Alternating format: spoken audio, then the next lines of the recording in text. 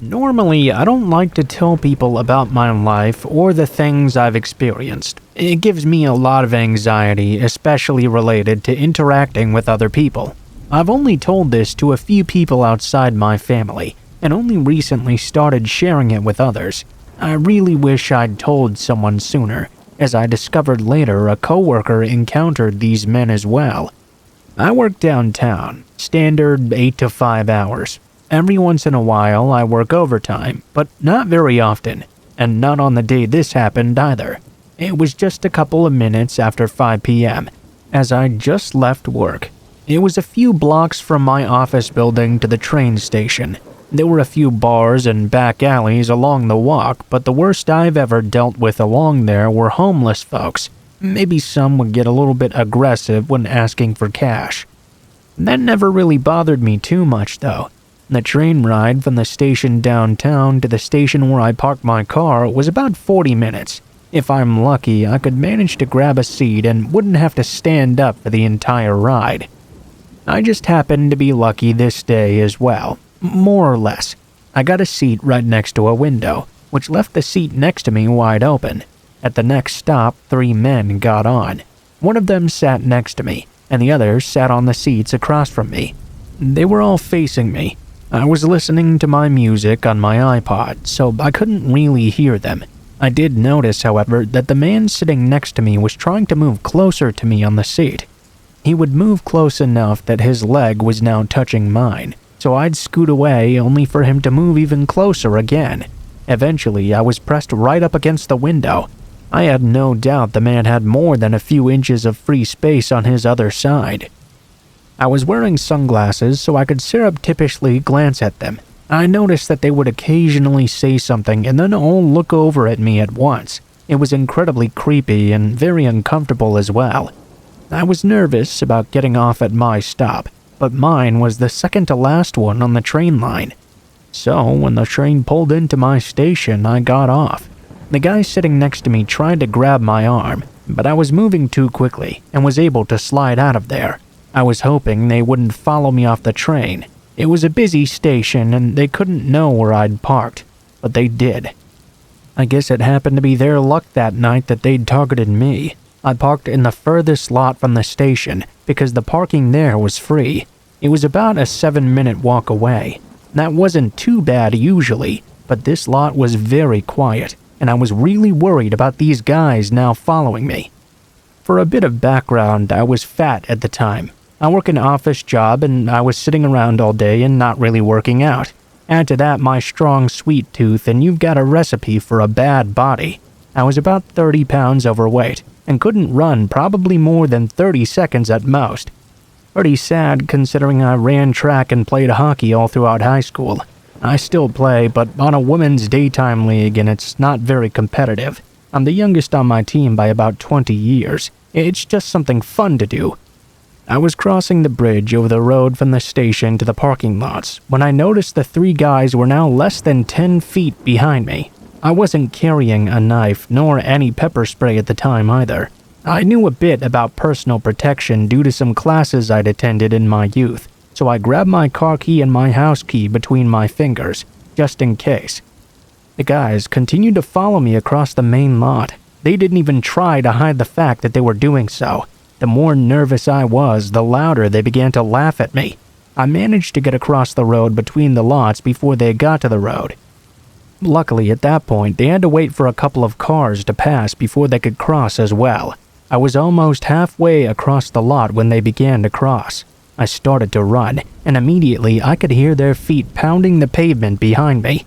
I used my clicker to unlock my car as I got closer. I wrenched the door open, so glad that there was no one parked next to me. I had just barely closed my door and slammed the lock shut when the men reached my car. They were banging on my windows, yelling and jeering. I'd never been so afraid for my life before.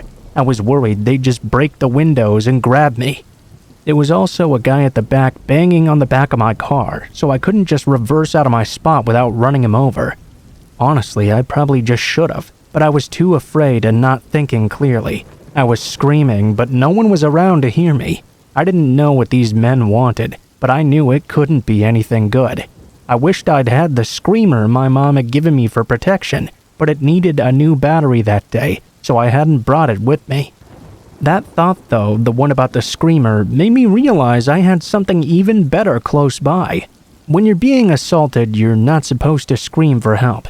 No one wants to help. You scream fire because everyone wants to watch the blaze. So I turned on my car alarm. It was incredibly loud in my car. So loud I thought I might go deaf, but it had the reaction I wanted. The men started backing off. I saw people walking into the lot looking in the direction of my car, and now people could see what was going on. The men took a step backwards again and began to run off toward the train station. I drove home crying. The very next night I started working out, and I've worked out almost every day since then. If those cars hadn't been in the road at that time, if I'd run a little bit slower, if I'd been too slow clicking the lock, it would have ended so much differently. I've lost 20 pounds since then and gained a great deal of muscle. I also quit that job. I've had anxiety for years, and this encounter made it feel so much worse. I never want to feel that powerless again.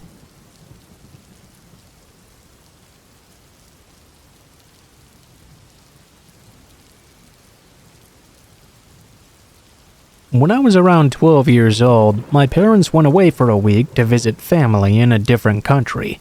They had originally arranged for me to join them as well, but I'd begged and begged for them to just let me stay here at home. I hated visiting family overseas. My older brother, 17, was staying at home, so they decided in the end to just let me stay with him. The first few nights, everything was perfectly fine. It was summer break, so I didn't have school, and there was a ton of food in the house as well. We ate, played video games together, and watched a lot of TV. It was the first time in my life I was separated from my parents for more than a couple of days, and for the most part, I was totally and completely in the zone. My brother was very lenient as well. He'd let me eat whatever I wanted, stay up super late without telling me to sleep, partially because he was a kid himself, and partially because we'd always just gotten along really well. In any case, though, he was still in charge. One night, the fourth one if I remember correctly, my brother decided to order a pizza. The food in the house wasn't running out or anything, but my parents had left us with a bit of extra cash, and we hadn't really spent any of it yet. We figured a nice pizza night was in order. He phoned it in at around 8 o'clock in the evening, and we sat together in the living room watching a movie while waiting. Thus far, he had avoided going out with his friends because he was afraid of leaving me home alone, so instead that night he invited a couple of his friends over to join us, Drew and Chance. The four of us were hanging out together having a wonderful time chilling, when suddenly there was a loud knock on the door. Thinking it was the pizza delivery person, my brother got up to answer. He ran down the stairs with some cash and had just barely unlocked it when Drew quickly shouted, "Hey, hold on!" In the living room with Chance, I glanced to the front of the house where Drew was standing, staring through the upstairs window. He was looking at something outside on the driveway. I went over to see what was wrong, and I noticed right away there was no car in the driveway, nor were there any cars parked along the curb, just my brother's car and our neighbors in the distance. My brother came halfway up the stairs to ask what was wrong. Drew told him about this suspicious car situation, after which my brother said he hadn't invited anyone else to the house. In fact, no one else knew we were home alone that week, just his two best friends, both of whom were huge dorks, and definitely not the type to spread word of a party or anything like that. I hadn't told anyone either. We all stood upstairs together, practically peering through that window, until the person who had knocked stepped away from the front door and into our line of sight. The lights in front of the house were off, and the blinds were closed, so this person couldn't see us. We could, however, see them. Surprisingly, there were two people, both men. They were very tall, and the lower halves of their faces were covered up by their jacket collars. Additionally, they were dressed entirely in black. Right away, something about these guys felt off. My brother ordered me to wait in the living room. Before that, he had never used such a tone with me. Normally, I would have felt inclined to disobey him, but I could tell by the shakiness in his voice that this time he was not joking around. I promptly stepped away from the window and walked away as my brother and his friends began to discuss amongst each other, debating on what to do. I caught some of it. It seemed the people in the driveway would not go away. They just kind of stood there in the shadows waiting. Then one of them approached the door once more, while the other one looked on. It was another knock. I remember jumping in my skin when I heard it, and quickly running over to my brother's side. This time he didn't tell me to go away. Chance suggested opening the door to see what these men wanted, but of course Drew was very firmly against this, without saying the worst out loud, presumably to keep from scaring me. He expressed extreme concern, implying those men meant to harm us in some way. My brother was somewhere in the middle. There was debate in his eyes. For a moment he appeared to lean more towards Chance's side, but he quickly steered toward the other, taking us all into the living room where we waited it out together. We had no idea if the delivery person would still come, and what would happen to them if they did. Regardless, we waited, hoping our fear was just nothing. Around that time, there were a few more knocks on the door. All of them resembled the earlier ones, so we knew they were still those men. They grew louder each time, too, louder and harder, as if they were growing very impatient. When we heard footsteps coming up the sun deck, we panicked and shut off all the TV, as well as every light in the room. I remember sitting between my brother and Drew, while Chance went to the kitchen to grab the phone. Worst came to worst, we decided it was time to call the police. If it was just a prank, then no big deal. At least we'd know. But we all knew it was not a prank, though. This lasted for a good 30 minutes. Continuous knocks, and even a voice calling into the house, asking if we'd seen a lost dog recently. We were all well versed in slasher classics, and we all knew the whole "have you seen my dog" thing was a major red flag. We just kept silent in response. We tried to make it seem like no one was home, which eventually deterred these men.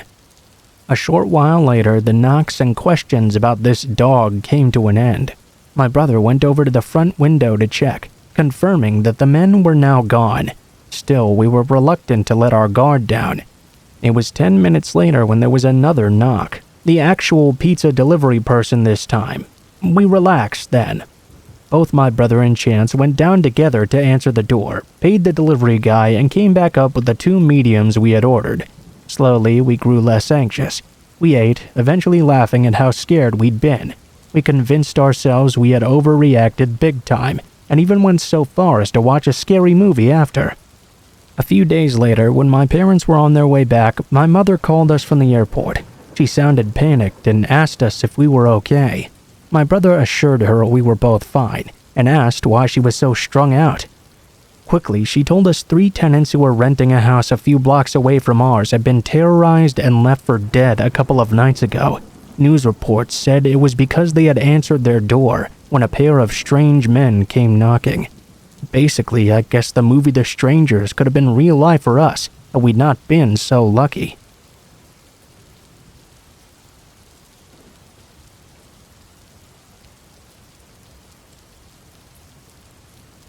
A few years ago, it was my boyfriend's birthday, and I went to surprise him at work. We weren't supposed to see each other until the weekend afterwards, because we were both working night shifts. We'd be too tired for celebrations, but luckily I managed to get off a bit early so I could surprise him. So, I dressed in my tightest dress and some nice lingerie underneath, and got my ass on the next bus to see him.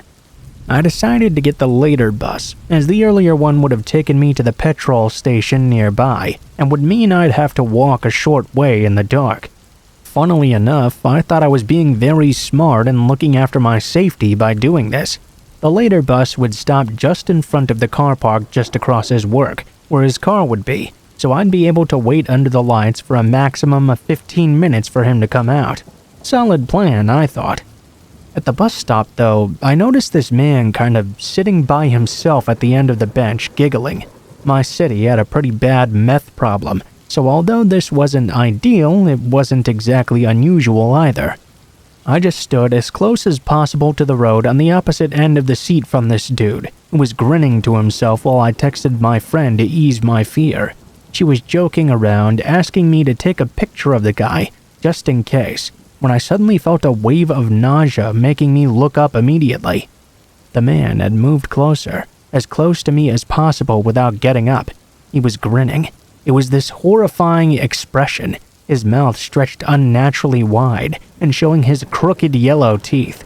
His face was pockmarked and his cheeks were sallow, clearly a user. I didn't know what to do, so I just swallowed my saliva and said, "Hi." "Why, hello, princess."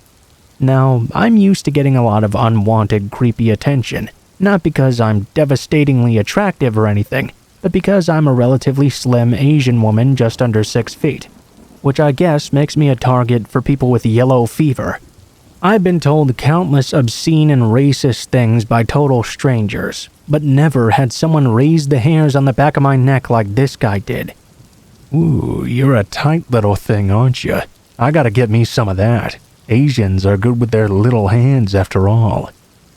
His tone was soft and he didn't raise his voice. It was almost like he was telling me a secret or something. Just as I was about to text my best friend to ask her to please come pick me up, the bus arrived and I jumped onto it. My heart sank. When I saw the front seat closest to the bus driver was occupied, I was forced to stand. The creepy meth man, of course, came and stood right next to me, breathing down my neck. I prayed he'd get off before me, but of course he didn't. As we were getting closer and closer to my stop, I began to get the overwhelming feeling of panic. I felt nauseous with fear. I knew that the car park near my boyfriend's work was a few meters away from a car wash, but it was also next to a dark undercover area near a funeral home that I knew was a druggy hotspot. My best bet, I figured, was to jump off the bus as soon as possible and hastily make my way to the car wash to beg for help. I jumped off the bus, ran across the road to the car park, and my stomach dropped when I realized it was closed. Of course, it was late at night. How could I have been so stupid? I looked behind me to see if the man had followed me. He was walking slowly towards me, still smiling that freakish smile. Then he started to slowly circle the car park. I realized then he seemed to be walking in spirals, with each circle getting closer and closer towards me. I had tears streaming down my face, and absolutely no weapons on me. It didn't even occur to me to call for help because I didn't want to look away from this stranger. I was frozen in fear. Then, just by pure incredible luck, a car happened to pull up to the car park. It was a group of teenage bogans, basically frat boys. Even through their own drunkenness, they recognized a terrified and hysterical woman in trouble. I screamed at the men for help, and they wasted no time making a beeline for that creepy guy. The dude ran as soon as he saw them approaching in their car, while the other blokes comforted me and called the police. My boyfriend showed up shortly afterwards, concerned and confused as to why his scantily clad, sobbing girlfriend was in the car park being consoled by 4 random teenagers. He thanked them profusely, and to this day I don't know what I would have done if those guys hadn't showed up.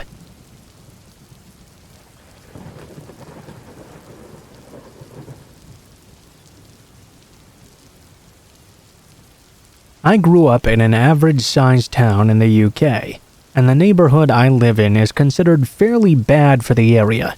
It's nothing in comparison to the bigger cities, though. At the time, it was summer. My friends and I had taken to smoking weed in one of the local parks. Classy, I know, but there wasn't much else for us to do. That night in question, we were doing this just up until around 1 a.m., which is when I parted ways with my friends on the main road that led to my neighborhood. I was now faced with a few options when it came to getting home. It was the main road, which was well lit with the odd car passing by every now and then, a dimly lit footpath that went past plenty of houses, but also down some sketchy-looking alleyways, and finally the quickest way, which was a pitch-black field and a bridge that went over a small stream. I've always been sensible when it comes to things like being aware of strangers, so I've never really been worried about walking home alone. Plus, it was less than a 10-minute walk if I'd cut through the field. Tonight, though, I felt really uneasy, probably just because I was high as a kite. I decided to take the much longer, more populated main road. Big mistake. As I walked past the turning for a residential street, I noticed a black people carrier-type taxi pulled up with the driver standing next to it talking on the phone. As I crossed the road, the man went silent, and once I arrived on the other side, I heard him wolf whistle. Though it was summer, this was the UK, so it was pretty cold out still, and I was dressed accordingly. I was around 17 and not particularly pretty. Being naturally thin and blonde though, I was used to the odd catcall here and there. I tried to ignore him. A little further down the road though, I suddenly got this really odd feeling, like I had to run home right now. At first, I put it down to just being high and carried on walking. I contemplated cutting through the houses instead of carrying on down the main road. I turned around, and my stomach nearly fell out of my arse.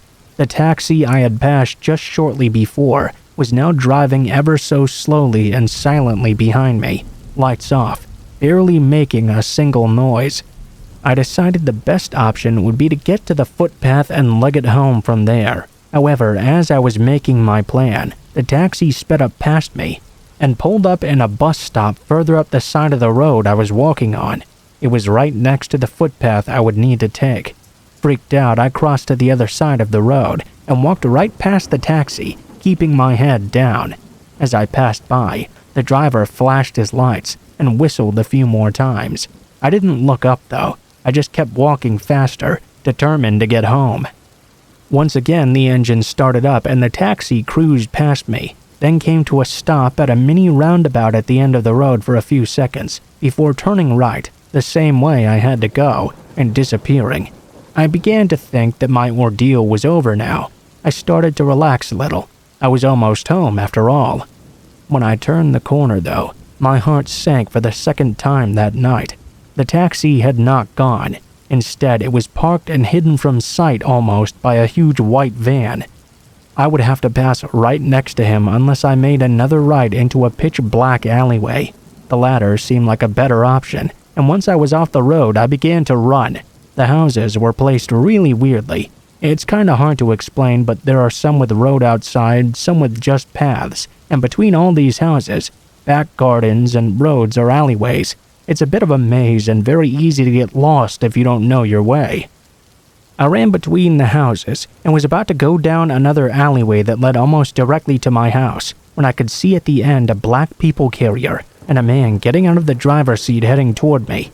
Fuck that. I was out of there. I ran as fast as I possibly could without looking behind me, and finally made it to my house, whereupon I collapsed through the front door shaking violently.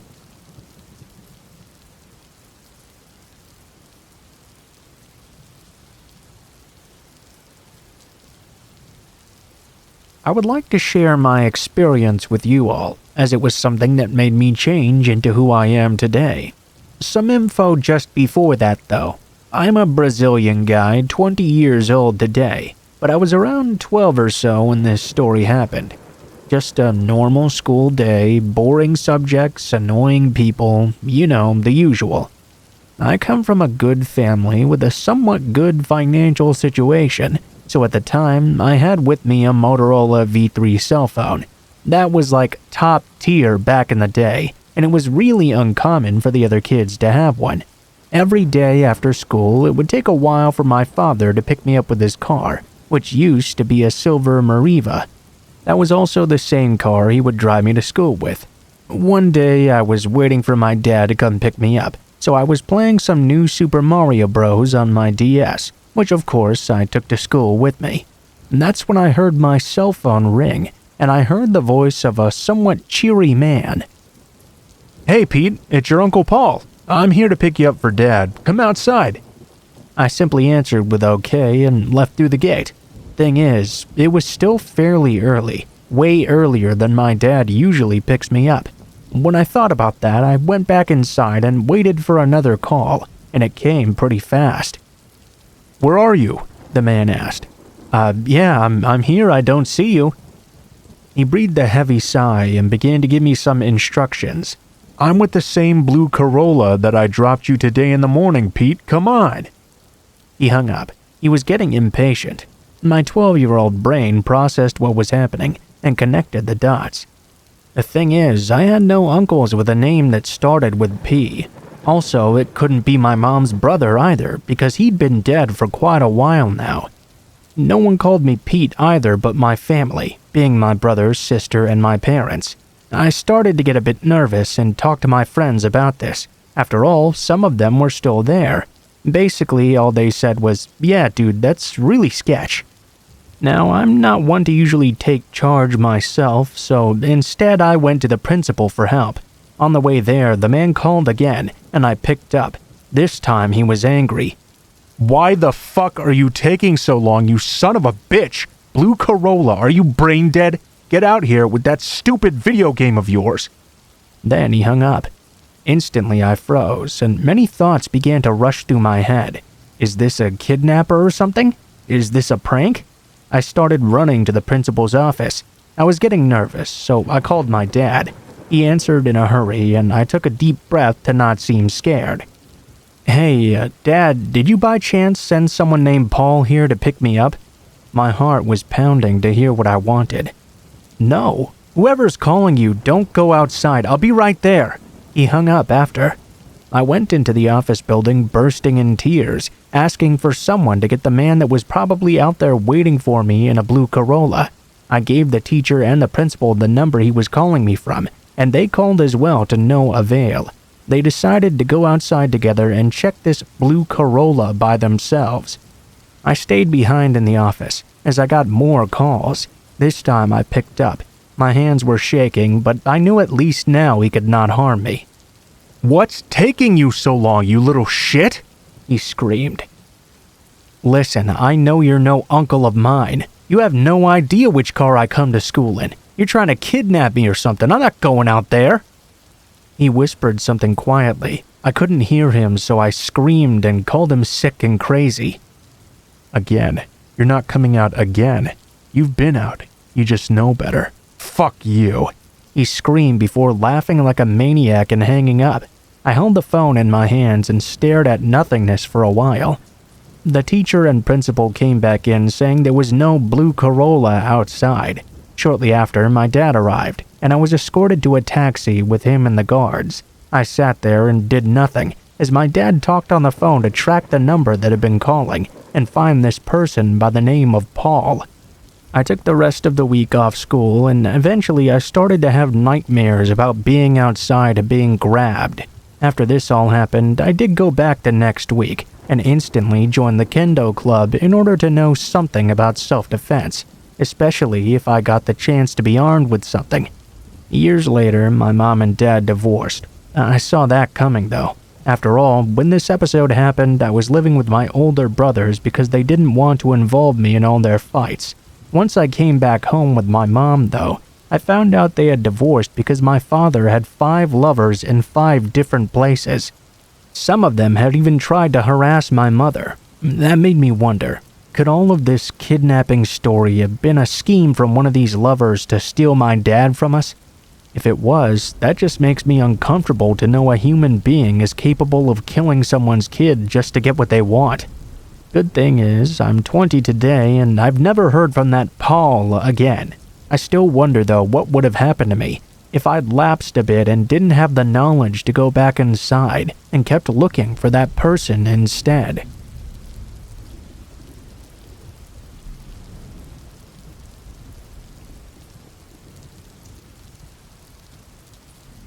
From 2006 to 2008, I was a student at a university in England, studying paramedic science. This course was a 2-year fast track into becoming a qualified paramedic and EMT. The course involved placements at various points throughout both years. First, we spent an evening/night in a dispatcher's. I'll never forget some of those calls, like a man waking up in bed next to his wife only to find she died during the night. Next, we were stationed with the patient transport service, taking patients to their hospital appointments when they couldn't get there alone. And finally, after waiting a good 6 months for the opportunity, it was time to spend a prolonged placement with the 999 crews. You could choose a couple of preferred locations, and I was fortunate enough to be given the ambulance station close to my own home. Because of this, I moved back to my parents' home that winter for a full term. leaving my university buddies behind. In hindsight, I really wish I hadn't. The station was in Buxton, Derbyshire. Google Map it, it's middle of nowhere territory. It's also 45 minutes from the nearest hospital, so you better not get hurt badly up there. Only, of course, people did. So one evening, we respond to a call where a guy has come off his bike on the Cat and Fiddle Run. It's named after a pub by the same name on that road, which passes over the Pennines, a set of mountains. Bikers love to bomb it up and down. It's notorious. Guy broke a brick wall with his body. Legs were over his shoulders. We took him with blue lights to the aforementioned hospital, and I don't think he survived. This is where things got very messed up. We turn out of our hospital, travel maybe half a mile, and get flagged down by this pedestrian. She shouted through the window that somebody had been badly beaten.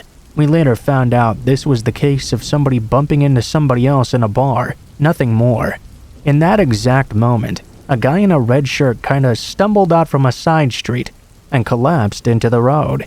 I had been in the rear passenger seat of the patient compartment, with my mentor and her technician riding up front. They got out before me to help him, whilst I opened the side bay. Stupidly, I climbed out as my mentor helped him in. That's the point when I noticed two things. This man was not wearing a red t-shirt. He was topless and was saturated head to waist in his own blood. And now I realized there was a mob of people rushing straight towards us. 10, maybe even as many as 15. I can't exactly remember. I was still outside the ambulance and was pretty much frozen in terror. I was only 19 at this point and still kind of a pussy. Thankfully, my mentor hauled me inside and locked the doors instantly. She turned back to me, asking if the rear door was locked. It was not. They opened it from the outside. My mentor pushed them back, and I couldn't believe it. Started to heckle them, telling them to pick on a group of people and not just one man. She managed to kick them out and lock the door herself. What happened next will stick with me forever, clearly as I'm telling the story nearly 10 years on. The people surrounded us and began to try and flip the ambulance over. Meanwhile, another guy started hammering the side window. He shattered it and even cut himself wide open with blood spraying everywhere, but he kept on going. They were like animals. There was a window between the rear and the front cabin. We could see a police car fast approaching. He didn't stop though and continued straight past. I don't really blame him for not wanting to take on 15 people all by himself though. Only later did I find out that the keys were still in the ignition as well. Nobody attempted to enter the cabin through sheer luck. After a while, the violent hooligan mob dispersed, but not before leaving a lasting mark on my psyche.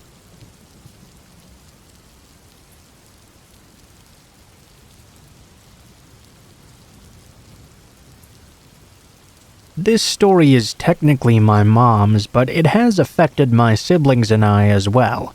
My mom grew up in South Florida, and this started during the early 70s. She was a senior in high school, and she met this guy at a wedding. He was a drummer in the wedding band, a few years older than her, and therefore a cool, mysterious guy that many girls her age dreamed of. They immediately hit it off, and he commented on her saddle shoes she was wearing at the time. She gave him her home phone number, and I believe they went on maybe 1 or 2 dates. Everything seemed totally fine. He would regularly call the house, and she would sit on the kitchen floor and chat with him. One night, though, their phone conversation took a very weird turn. Suddenly, he started asking her things like, "Have you ever thought about killing yourself? What about murdering other people?" Obviously, she was shocked by this and got very uncomfortable. She completely stopped talking to him afterwards. This is the last she heard from him. Or so she thought. It was 2012 and I had just graduated from college. I was hanging out in my college town to finish out my lease and work and figure out my next move.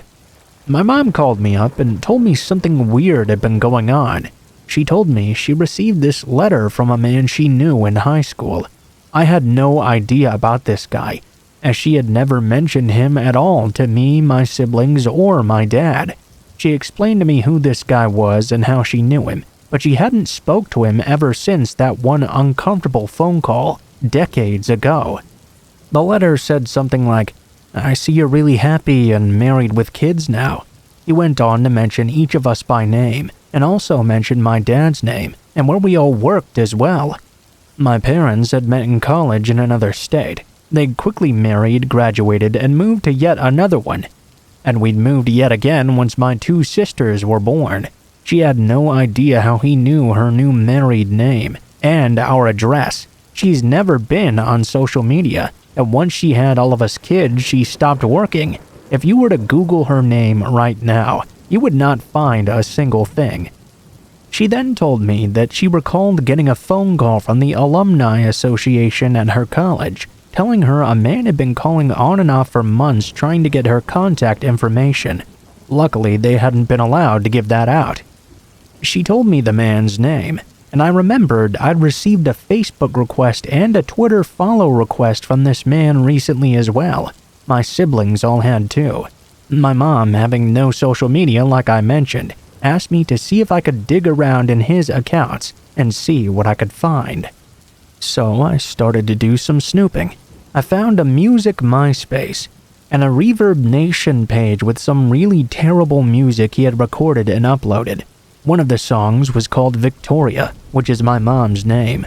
All of the other songs had seemingly normal titles like Summer's Day and things like that. When I told my mom what I had found though, she freaked out. I sent her the link. It was hard to make out the lyrics because the quality was so bad, but we could hear him mentioning her saddle shoes and her beauty. They literally hung out only twice, 40 years ago, and these songs had been recorded very recently. I started to dig even deeper and found out he had made websites dedicated to freeing Amanda Knox and various other strange things as well. My dad didn't really seem fazed by any of this, but my mom was freaked out and would not stay home alone. This man knew our address. She ended up telling all of this to a family friend who was a private investigator, and he decided to do some professional digging this time.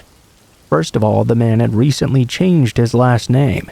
Secondly, he'd moved to about 5 different states in the last 20 years, all under different aliases and working completely different jobs. There wasn't much that could be done since he'd never actually threatened my mom, and somehow he didn't seem to have any sort of record. Even to this day in the future, he still pops up every now and then with friend requests to my siblings and I, but other than that, nobody can figure out what his deal is. Nobody can find him either. The fact he's moved around quite a lot and changed his name so often is definitely a red flag. Personally, I think the dude might be a serial killer or something. If he's not, maybe he's just a sad, lonely, and mentally unstable man, and I hope he gets the help he needs.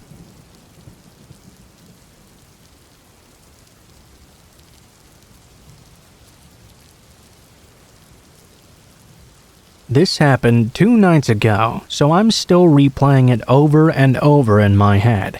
I'm a pretty predictable person with a predictable schedule as well, so I'm not sure if this was just a random occurrence or if someone knew my nightly routine. I'm a 35-year-old woman. My husband Rob gets up for work hours before me, so he goes to bed before I do as well.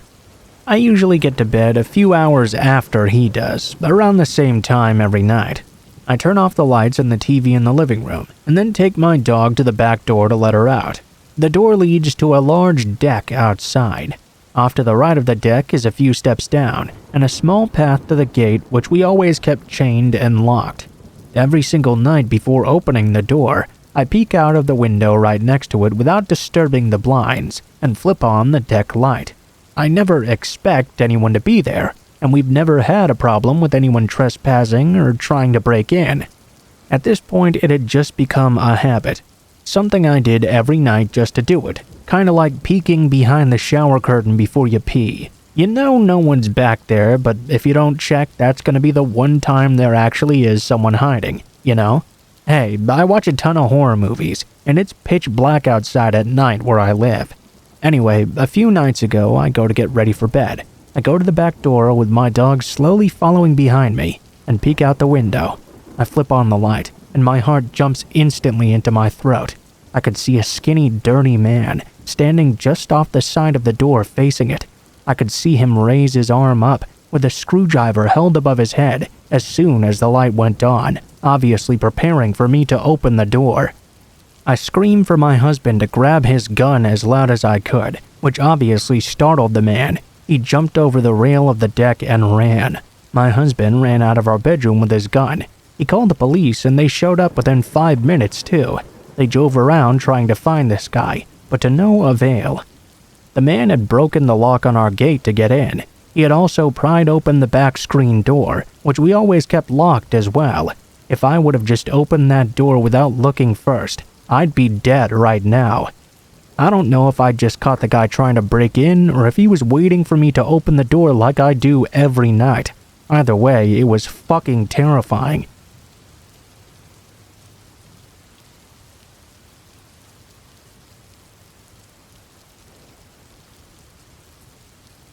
I live in a farming area, and there's a lot of fields and woodland.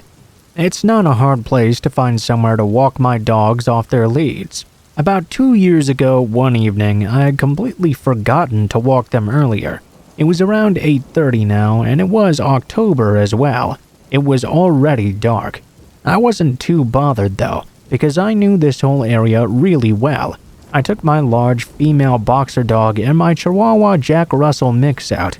I'm a 5'5" girl with quite a bit of muscle on me, as I did a lot of physical sports at that time. I could pretty easily protect myself in a fight. Because of this, I thought I didn't need to bring a torch with me or anything, and I also thought I was very safe. I began walking out of my estate and up a hill, with my earphones playing some heavy metal music to get me in the zone for a quick walk on the back fields, then back home. When I reached the top of this hill, which led to another housing estate bordering the fields, I noticed that it was strangely silent tonight. No traffic at all, no movement. At this point, it was almost 9, and there was not a single person to be seen. I thought that was pretty unusual because this was a fairly well-populated area. As I took note of this, I continued walking, a little bit faster now. The little crossbreed was biting at the lead with excitement, and my boxer was trying to attack my shadow. Once we reached the fields, it was pitch black, as there were no lampposts. The only light was from the houses that faced the field. I took my boxer off her lead, and as boxers tend to do, she bounded off into the tall grass just like a child. My little mutt followed my heels, nipping my jeans to remind me he was still there. After 5 or so minutes, my eyes had adjusted to the lighting of the field, and I could see my boxer had stopped a mere meter ahead of me, staring at something now. Instantly, my other dog started growling and stood in between my legs. I looked up to see a figure standing in the darkness around 3 meters away from me. I shouted for my boxer to come back to me. Reluctantly, she turned to me and began running over. My eyes never left that figure. I called out to apologize. I think I said something like, "Sorry, she's only a pup. She thinks everyone wants to play." There was no response, just complete silence from that figure. I could see they had long hair and what looked like a raincoat on. The shoulders were very wide. However, I think this was a woman. Once again, I called out to her. "Are you okay? Did she jump on you?" Again, nothing. I could feel her eyes on me, and my dogs at this point. The littlest one began barking and squealing, and my boxer began to howl this horrifying bark I'd never heard her produce before. It was like she was trying to threaten this figure. Then I heard this woman begin to laugh malevolently. That's when I lost it. I picked up my little dog and started running, knowing full well my boxer would follow me. Like I said, I did a lot of sports, so I was fast and didn't have too bad of a stamina. I jumped over the gate with my dog in my arms, and my other dog right behind me. I glanced over my shoulder, only to see the woman clear as day in full pursuit. I couldn't give you the exact details of her person because it was so dark, but I can tell you she looked like something straight out of a horror movie. She was grotesque in every sense of the word. At this point, my boxer was running just a little ahead of me. She knew I was running home, and that this woman was bad news. She could have bolted, but for whatever reason, she kept a speed that matched mine. Maybe the dog's loyal instinct of the pack or something. I don't know. By the time I had reached the end of the first estate, though, I slowed down to look behind me. Surely she couldn't still be following me, right? Big mistake. There she was, full-on sprinting. She was quite a distance behind me now, but she was still coming at her fastest speed. At this point, my head was complete mush. I knew if I went down the road I came to the field from, she might catch up to me, so I darted to the left at the end of the estate and ran across the road down the street. At this point, my dogs had gone silent, and the one in my arms was digging his paws into my arm and chest. I ran like I'd never run before. At the end of the street, I turned right, which brought me onto a street next to the opening of my estate. I didn't look behind me until I reached my driveway. I put my mutt down, and he ran with my boxer to the front door of my house. I took one last pause to look behind me once more. The woman wasn't there yet, but I could hear her laughing off in the distance. I ran to the door, opened it, and slammed it behind me. Then I bolted it tight. I turned the porch light off and peered out of the little window of the door. The woman walked right past the end of my driveway. Luckily, it seemed she hadn't seen me go into my house. I told my older sister what happened, and she told me it was best we did not tell our dad. He probably wouldn't ever let me walk them alone again. Ever since that night, though, I rarely forget to walk my dogs before it gets dark out. And when I do, instead of walking them at night, I walk them first thing in the morning instead.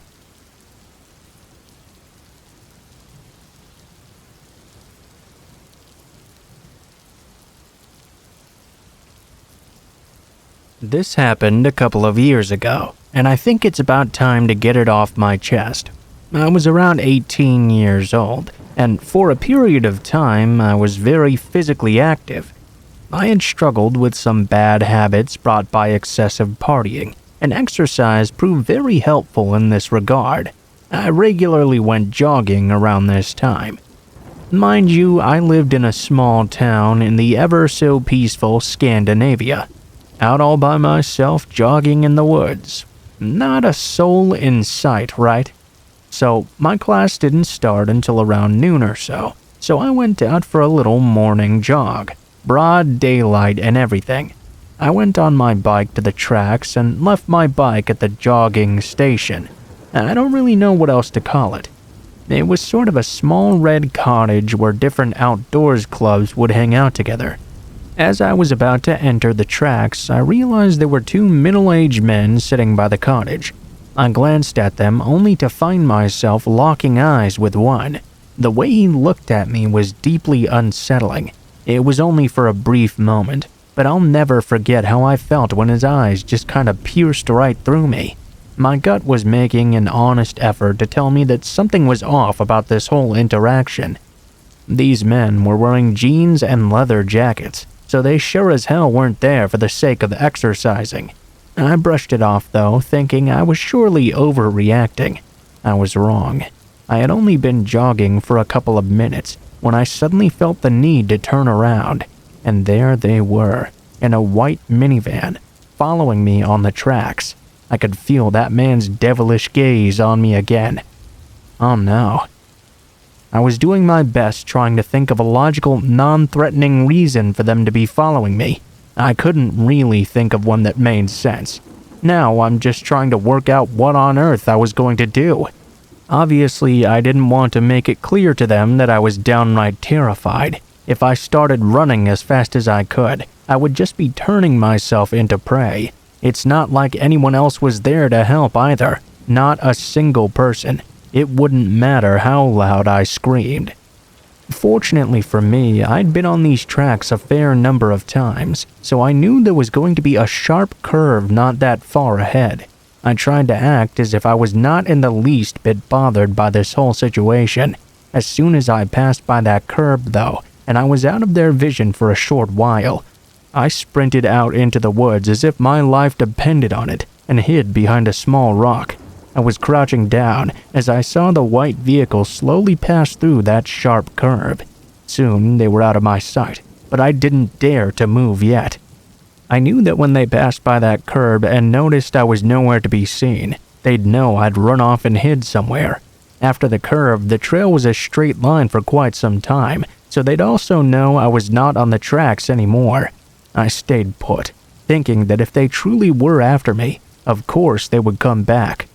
If I was just overreacting, they'd carry on doing whatever they were doing, and I would never see them again. But the white van did come back. At this point, my memory is a bit vague.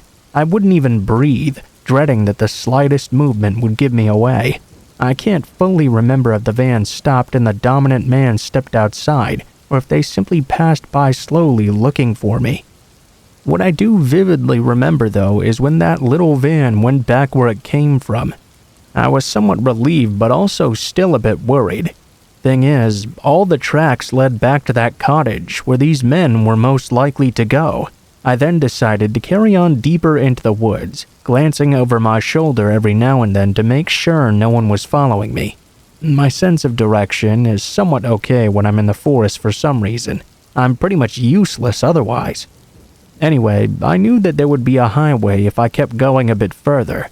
I reached the highway and started to walk home from there. It usually takes a half hour walking from where I live to the tracks, but the journey back took about 3 to 4. It was totally worth it though. I don't think I ever went back to pick up my bike. I don't know fully what intentions those men had for me that day, but I certainly don't believe they could have been any good, and I don't know what was in that van either.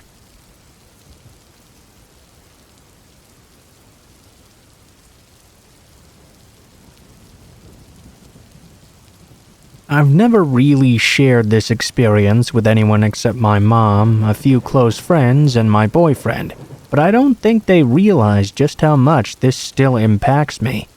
I worked a fairly entry-level office job in a mixed commercial/industrial area in my community.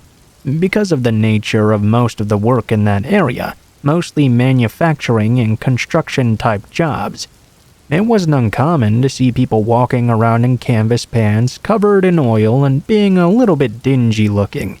I carpooled with my mom since she worked nearby, and this particular day my mom had called me to tell me she was going to be about a half hour late to pick me up. Instead of waiting at my work for her though, I decided I would simply walk to the coffee shop nearby and wait there for her. It was late in the afternoon, 4 p.m. or so quite quiet.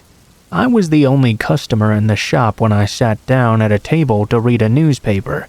A few minutes after doing so, though, this very handsome middle-aged man walked in just behind me. He was very attractive and had a very comfortable charm to him. What really struck me, though, was how clean he looked for the area, especially since he was wearing coveralls and work boots. I didn't really think too much of it at first, honestly, so when he asked me if he could sit down with me and chat while he waited for his own ride, I said okay. We actually had a fairly nice conversation for a little while, until he started asking personal questions about me. They weren't particularly specific or anything, but in hindsight it was quite strange. At the time though, I thought perhaps it was just naivete or something. I kept talking, even though I started to get a really strange vibe the more I interacted with him. I started to get really uncomfortable though when I asked him what he did for a living. He told me he had worked at a manufacturing place nearby, and he had been working there for about a year or so. He then told me it was the first job he'd ever had, so he was really excited about continuing his career there. Remember, this guy was middle-aged. Not only was it what he said, but how he said it. It struck me as so odd. That became my first bold and waving red flag to get out of there. I instantly had a moment where I thought to myself, what middle-aged man is only 1 year into his very first job, especially in an area that can't really be shrugged off as prolonged education, rich parents? To me, that screamed recent prison release. On top of that, for him to be so clean despite him saying where he worked, it just wasn't adding up. Immediately, I started texting my mom under the table and said I was really uncomfortable and she needed to come ASAP. I continued to interact with the man like nothing was weird, but deep down I was really regretting telling him all that stuff about me in case he decided to follow me. When my mom pulled into the parking lot, I quickly rushed out of there and hopped in the car. As she pulled out, I saw him leave the shop immediately and hop into his own. Now, remember, in our conversation, he'd told me he was waiting for his own ride. If I had been paying attention to him as he came in, I would have realized that was a lie right away. He'd driven there himself, and specifically waited with me until my ride arrived. Obviously, I was really freaking out now. I quickly explained to my mom what was going on, and she sped off down the street. I looked behind us, and guess who was there? That guy following in his car. She purposely ducked and dove down all sorts of bizarre streets and went in circle after circle. He followed us for 30 minutes before finally giving up. I don't know why I didn't report that experience to the police. I was just so shocked something like that would happen. I went on with my life and shook it off as a one-off occurrence. Fast forward about a week, and my mom picks up a newspaper, only to find that on the front page there was a picture of that one and only very handsome man. Turns out he had kidnapped a woman and shoved her into the trunk of her own car. He drove her while she was in the trunk about 200 miles to another city. He then forced her to take all her money out of her bank account and abandoned her there with no wallet and no vehicle. If not for my mom, I could have been so screwed that day. Fortunately, the woman was not physically injured or sexually assaulted, but I can't begin to imagine spending hours in the trunk of your own car, not knowing what was going to happen to you. It's been about 7 years since this happened, and I still have some serious trust issues with strangers. I didn't work in that area much longer. It became too difficult for me. While I did work there, I had previously gone to that particular shop daily during my lunch breaks, and still, to this very day, I've never been back there.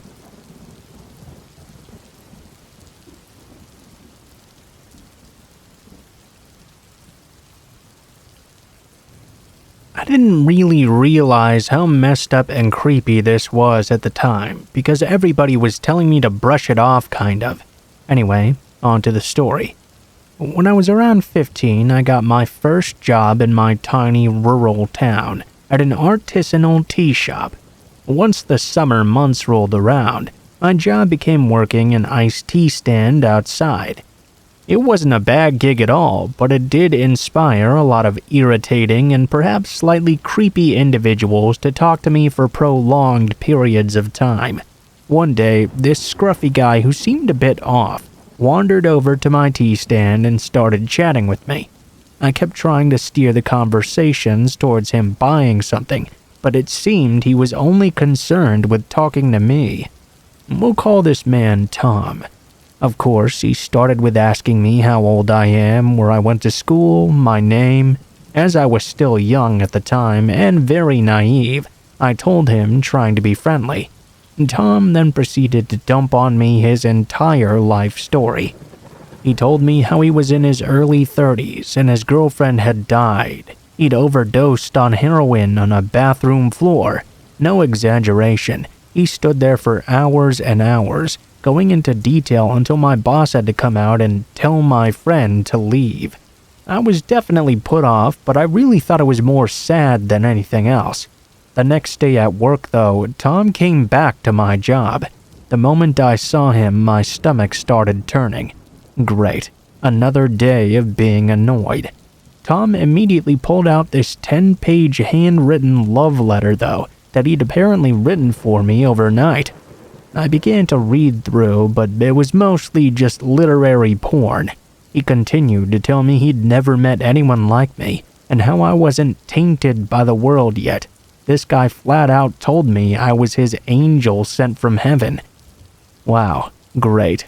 The next few days, Tom came back every day I worked with an even longer letter. Eventually, I just began throwing them out altogether, or refusing to take them. My boss even had to step in and tell him he was not welcome there anymore. If this was where everything had ended, I probably wouldn't even remember him anymore. When he lost his chance to contact me while I was working, though, he somehow found me and started messaging me on Facebook. I recently looked back at some of those messages he'd sent me. One in particular was this fictional story he'd written about me. The conclusion was basically that he'd decided I was too beautiful to exist. My existence itself was torturing him, and so he was going to kill me. I would block his account, and he would make new ones constantly. messaging me poems, stories, letters, all of these things. After a while, he must have gotten sick of me telling him to fuck off, because he eventually did stop messaging me. Fast forward to about a year and a half later. I'm 17 now and working at a dingy restaurant in the same old town. It was a very laid-back job, and I got along well with all of my coworkers. One day, though, to my dismay, I saw Tom walk right through the door. I kid you not, I saw his whole face light up with glee the moment he saw me. I'm surprised he didn't see the horror written all over mine. Again, he ran straight to me. He didn't even buy anything. Just immediately started saying how I still looked like an angel. I think he found me working there by accident, but once he did figure it out, he did not give up. He started coming back every single day again, and messaging me on Facebook too. I couldn't believe he was still doing this. Luckily, one coworker I was close with, Max, started to pick up on my vibe when this guy was coming in. He ended up telling me he went to high school with him, and he'd been in trouble for stalking more than just one girl. He also had a fairly large amount of drug issues. Basically, this guy was bad news. The next time Tom came in, there happened to be nobody else in the restaurant, so Max told him not so subtly to get out and never come back. I guess he was fairly intimidated because he never did. To this day, though, Tom will still occasionally message me on Facebook from a blank account. He tells me how much I'm torturing him. I'm not sure if he ever had any real intent to kill me or anything, but for my sake and the sake of my sanity, I hope I never run into him again. Oh, by the way, I did go to the cops when it first started. They knew who he was pretty much immediately, but told me there was nothing they could do until he actually did something. Basically, they just told me to stay away from him, as if I wasn't trying already.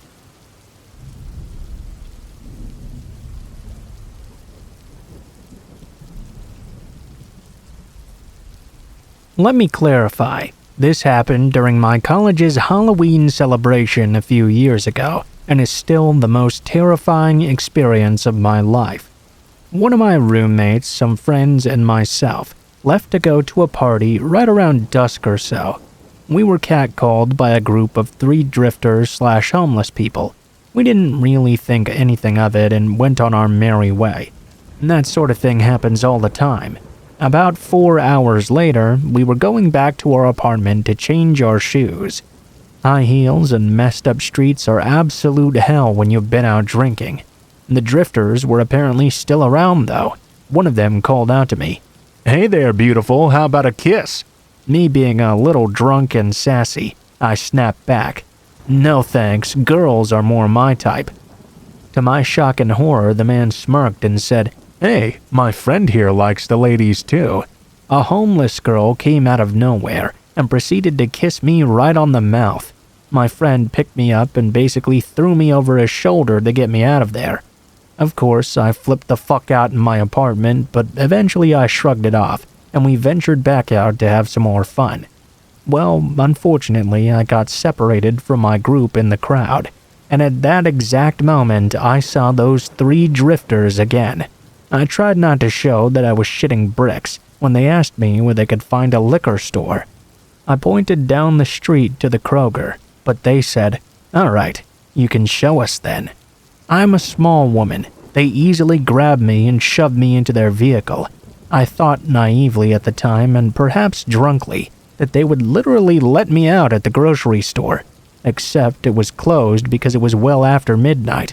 As I started to realize this, I pled for them to let me out of the car. They just kept on saying, "The power does what it wants."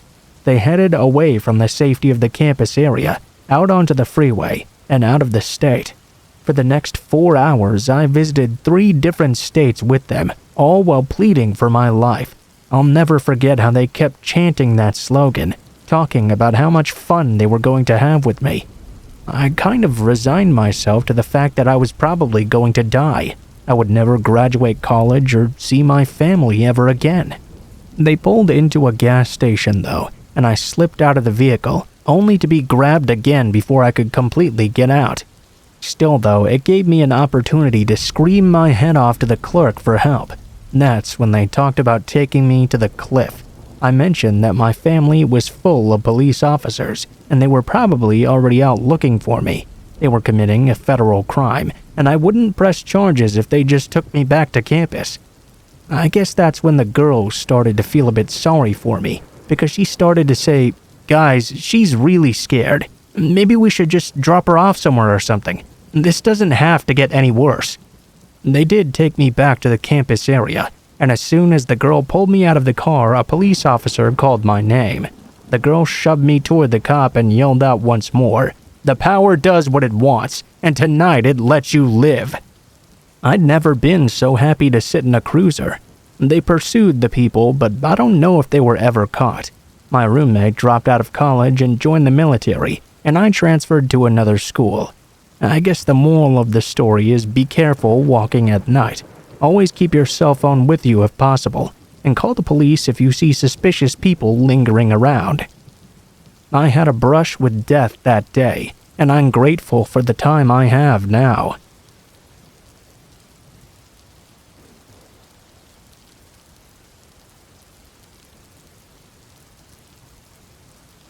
Halloween has unfortunately never been a big deal out here in Scotland. That's always sort of bummed me out, because I really love Halloween. After this year, though, I think I'll be happy never celebrating again. My street and the next street over have a lot of young kids who go out trick-or-treating, so while I was out shopping all day with my mom, we decided to pick up some sweets just in case anyone stopped by our door. I had plans to go to the cinema to see Ouija with my boyfriend, so when I got home, I was getting myself ready to go out. My mom was busy putting the shopping away, so when the first load of kids came to the door, I was the one who had to answer. There were children from our street, the next one over, and some I couldn't recognize. There was also an adult at the very end of the path. I guess they were either a father or perhaps an older brother based on their size. They were dressed all in black and had some sort of mask covering their face, but it wasn't from anything I recognized like a movie or anything. Anyway, they all told me their jokes and I gave them their treats. They made their way back down the path and on to the next house. I was just about to close the door when I noticed that that guy who'd come with the kids was still standing there at the end of my path. He hadn't noticed I'd seen him, and he wasn't watching the children either. He was just sort of looking right at me. My skin started to crawl when I realized he was standing there staring at me. I backed slowly into the house and watched as he raised his hand and waved very slowly at me. I was about to call out to him when my mom came to the door to make sure I was all right. He took off in the opposite direction of the children. He hadn't been with them at all. He'd left as soon as he realized I was not home alone. I was completely freaked out, needless to say. I told my boyfriend all about it when he came to the house to pick me up. I quickly forgot, though, as we went on our date and watched the movie together. When I finally got home, it was getting really late, and trick-or-treating was well and truly over around these parts. When I got inside, my mom was just getting ready to take the dogs out for a walk so they could do their last-minute business. They would meet my dad on his way home from work, so now I really was going to be home alone. After another horrible encounter I've already shared, I don't really like being home alone. It's even worse on Halloween though, and always has been. Anyway, I was now alone. I grabbed some snacks and went up to my bedroom and onto my computer so I could do some writing, scroll through my Tumblr, and perhaps listen to some music. After that other creepy encounter I mentioned with some guys coming into my house and into my backyard, my dad had bought a motion sensor light and attached it to the wall of our house right outside my window. Normally, it would only go off whenever a cat walked along our fence or something, but it would usually just turn off after a couple of minutes. I always know when the light has come on, too, because it lights up my whole room given where it's placed.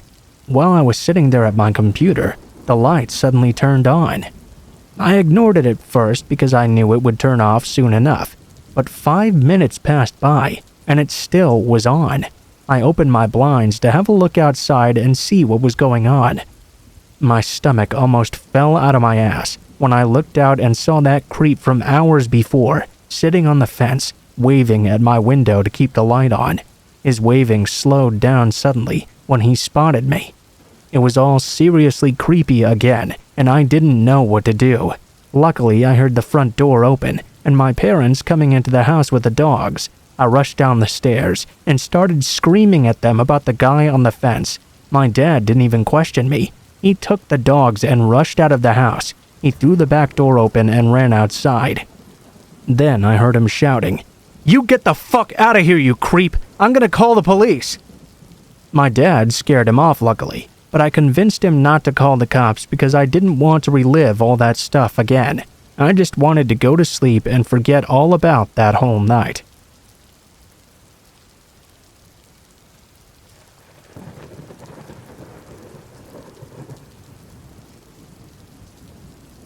When I was 18, I worked at a local coffee shop in my hometown. I worked there often, picking up shifts and closing 6 nights a week. I had lots of regulars and a lot of randoms as well. Other than maybe a few awkward people, I never really had a problem with a customer though, being inappropriate or out of hand. This night had already been really stressful for me, as it was Halloween. I was a little bit bummed out to be closing while my friends were all out and about. Still, I had plans to go to a house that my friends had rented right down the street after work, with some pastries and Red Bull as well, so I didn't really mind that much. It was around 9:45 and I was already ready to close right at 10. It had been dead ever since 8, and all I had to do was a final register count. Everything had already been cleaned, and I was reading a book to pass the time, trying not to just count the clock. Our counter, by the way, was like a bar counter, long with the register near the door at the closed end, and with the one far end open for us to go in and out of right near the door to our back room. This man walked through the front door, and he looked to be about his mid-20s. He was black and had a big hoodie on, and was wearing sweatpants that sagged down. I could see the waistbands of 2 different pairs of gym shorts underneath. I'm a young woman, but I don't really have a particular fear of people, so I didn't really bat an eyelash when he walked in with one hand in his pocket, and the other in the pocket of one of his pairs of gym shorts. People wear clothes like that and carry themselves that way all the time, at least where I live, so with no concern at all, I greeted him and asked him how he was, and what he was thinking of ordering. The man took his time responding, but wasn't really looking at the menu or at our chalkboard with our seasonal drink offers. He was looking at the front door instead. He took about a minute standing there, then turned to me and asked my name. Customers often do this to make small talk, so I told him and asked again what he was looking to order. He began to ask more questions though about me and my job. He asked me if I liked it. I responded thinking maybe he wanted a job application or something, and gave him a very short version of what it was like to work there. It was almost 9:50 at this point, and I kept on checking my phone. I just wanted to make this guy's drink so I could clean up again and go meet my friends. The man nodded, saying he thought I liked my job. I thought that was quite a strange thing to say, but again, I didn't really think too much of it. I agreed, and then he started to ask about the shifts I worked. I figured he had sympathy that it was Halloween, so I gave him a vague answer. Then he asked why I didn't work on Thursdays. My heart jumped. I didn't see that one coming. I struggled to respond, and he continued and asked if Sunday mornings were better than Wednesday nights. At this point, I broke into nervous laughter and smiles, asking him if he was looking to work for the coffee shop or something. We did need the help at the time. He stopped smiling at this point, though. His hand in the hoodie pocket made a very abrupt move to the inside pair of gym shorts. Basically, he was grabbing himself. He didn't quite reach all the way, though. I felt like I was going to pass out or something. I told him to order or leave, as the end of the business day was almost there. I would need to close up soon. At this point, I grabbed my cell phone and kept it in my hand, thinking how could I dial 911 and not have him begin to molest himself in front of me or whatever he planned on doing. He leaned over the counter and began to bombard me with more questions. He asked me where I lived, if I had a boyfriend, what my plans were that night. I was trying hard not to show how worried I was, and did my best to lie through some more vague answers. I hoped he would just go away if I didn't show a reaction. He began to move away from the register, still leaning on the counter, hands in pants, toward the open end of the bar. Clutching my phone, I asked him what he wanted, and for some reason he stopped. He stood up and looked toward the front door, then turned to look at the clock behind me. At this point, I took the chance to start writing a text message to my friend. "If I'm not at your place in 10 minutes, call the police." He caught me sending the text and asked me who I was talking to. I told him it was my boyfriend, and his face became something I'll never forget. His eyes blazed, and he stood still as stone. He calmly told me to throw my cell phone across the floor, specifically telling me to throw it through the drive-thru. After that, he began to scream, making his way again down the counter. He asked me how I could possibly have a boyfriend when he had been watching me at work for the last 2 months every day. He'd never seen a man drop me off or pick me up at work. He pointed to the side of the building I had parked on even, and said he knew I parked my blue Toyota there earlier, and told me not to lie to him. I asked him to leave and started to cry. He began to describe my work shifts to a T. When I came in, when I left, even how I smoked across the street on every break. He told me that he knew I only drank the Diet Coke we sold, and that I always cranked my music up whenever I started my car. At that point, he pulled a small gun out of his gym shorts and waved it around. He said that I was stupid to lie to him, that he knew everything. He was going between enraged and laughing, as if he couldn't believe I didn't want to talk to him, or finding it funny that I was scared. I offered him all the money in the register, and he laughed again, like hysterically. Then he just suddenly went still. "I'm not here for any money, Marina, and I'm not here for a job either. I think you know what I'm here for." I was sobbing now. That either made him frustrated or sympathetic. He began to tell me I just needed to calm down. He was just really excited to finally meet me in person. He still had one hand down near his dick and began to fondle himself, holding the gun with the other. I asked him again to please leave. When he didn't move, I asked him what I'd ever done to him and why this was happening. He told me it was simply because I was really pretty. He was continuing to talk when all of a sudden my friend walked through the door with a big group of guys in tow. There were 5 altogether, all in a metal band, so they were a pretty distinct group. The man quickly slipped his gun into his hoodie pocket, so quickly that only 2 of my friends noticed it. He bolted for the door, pushing past my friends, and disappeared into the night. I threw up as soon as he was gone, and 2 of my friends ran out after him. They didn't gain on him enough, though, and didn't see where he'd gone to. I quit my job the next day and called the police. There was never any follow-up, and I still wonder about what the fuck did or didn't happen to me that night.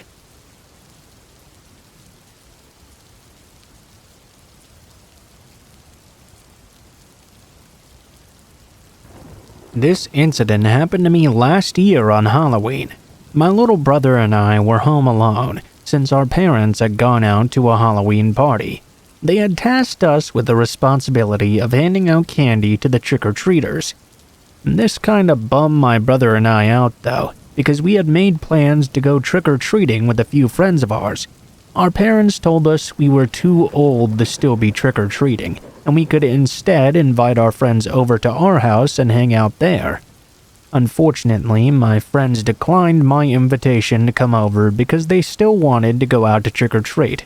That meant I was home alone with my brother handing out candy all night long. Actually, a lot of people stopped by our house, and by 10 p.m. almost everything was cleaned out. My brother and I decided we'd just eat the rest ourselves. We were sitting on the couch watching a scary movie and stuffing ourselves with candy, when there was another knock at the door.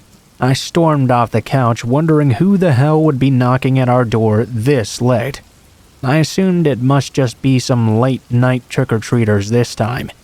Even if that was the case, though, I had turned the porch light and Halloween decorations off, which should have been a dead giveaway we were out of candy or were not home. At this point, I wondered if it was possibly my parents. Being cautious, though, I looked through the peephole, only to see a very suspicious-looking man standing on our front porch. He was wearing a black hoodie, with the hood completely covering his face. The only detail I could make out was that he appeared to have a beard and dry, crusty lips. There was no way this guy was a trick-or-treater. He wasn't in a costume, and he was way too old to be trick-or-treating alone. His hands were stuffed into the front pocket of his hoodie, and he looked extremely thin. Every single red flag went off in my head about this guy. There was no way in hell I was going to open that door. Still looking through the peephole, I watched as he knocked on the door again. He seemed almost desperate for us to open it, and was actually shaking a bit in place. It wasn't cold outside, definitely not cold enough to be trembling. This was really giving me a bad vibe, and I wanted to get rid of this guy as soon as possible. "We're out of candy already," I shouted to him through the door.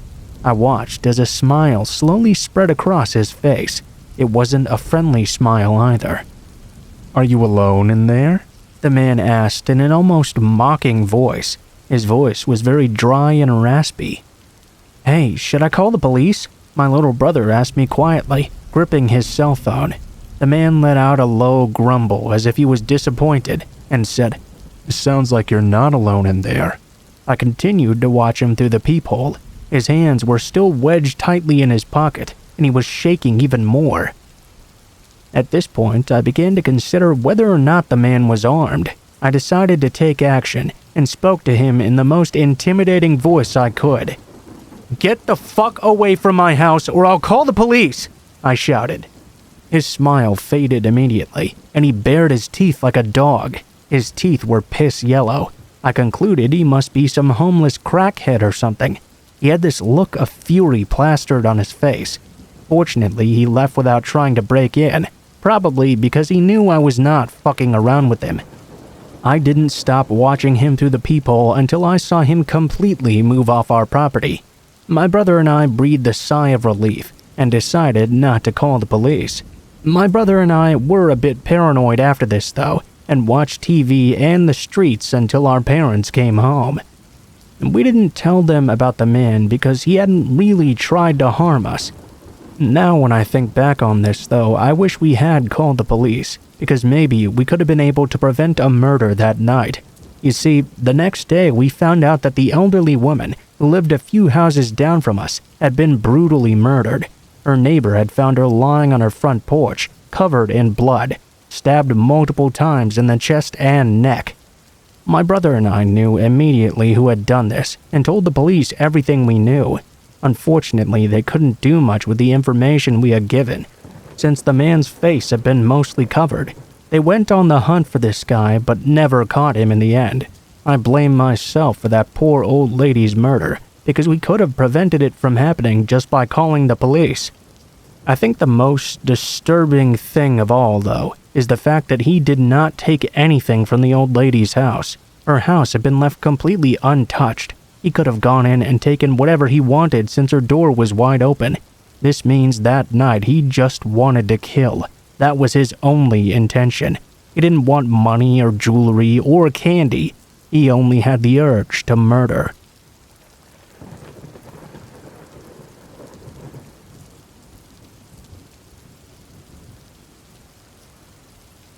I love staying up late.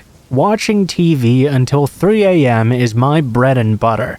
Suffice to say, this is a usual thing for me when I'm home alone. With my dad going away for work every 2 weeks and coming home for one, it was very easy for me to get away with it while I was still in school. For context, I lived with just my dad, as my mom had passed away from cancer when I was only 12. I wasn't completely alone, though. I had a tuxedo cat with the most fitting of monikers, Tuxedo. I'd had him since I'd turned 16, and he's kept me company during the many long Canadian winter nights when I was by myself.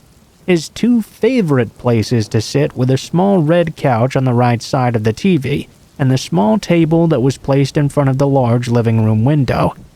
I usually occupied the big red couch right in front of the television.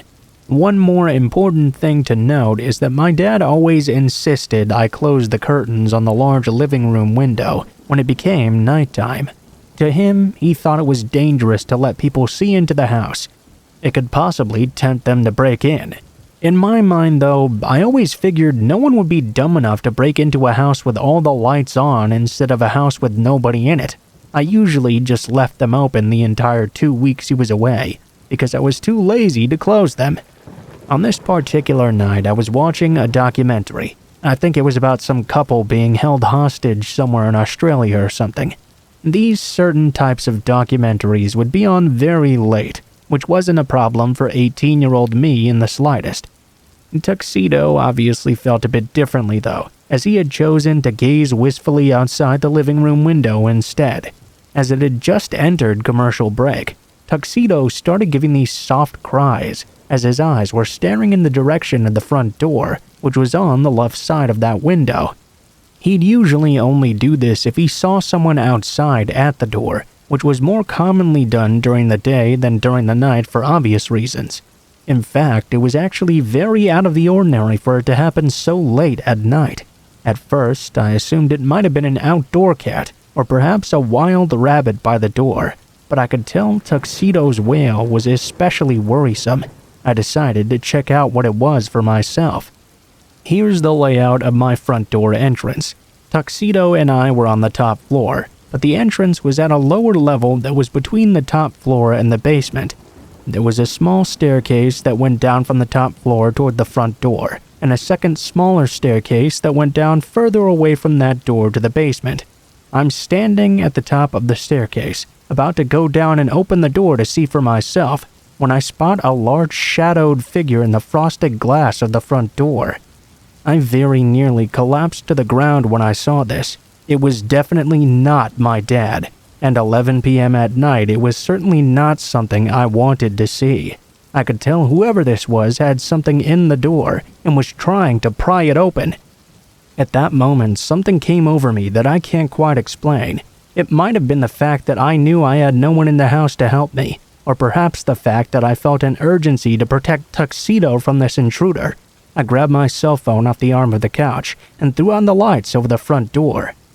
The shadowed figure was now fully visible and clearly startled as our eyes met through the frosted glass. His face was displayed in a jagged reflection.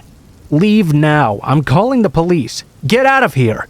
I didn't even get to finish before he was dashing off across my yard and into a car just across the street. Before I could even tell the make or model, let alone the license plate, he was already gone. All that remained was a crude crowbar on the front step. Now, it's up for debate what that man was at my house for. I certainly didn't recognize him in the first few seconds I looked at him. While this definitely shattered my imagined immunity from danger if the lights were still on, part of me wonders if he might have still attacked if I wasn't awake that night. One thing is for sure though, Tuxedo saved my life. I don't even want to imagine what might have happened if he hadn't been looking out the window at that very moment.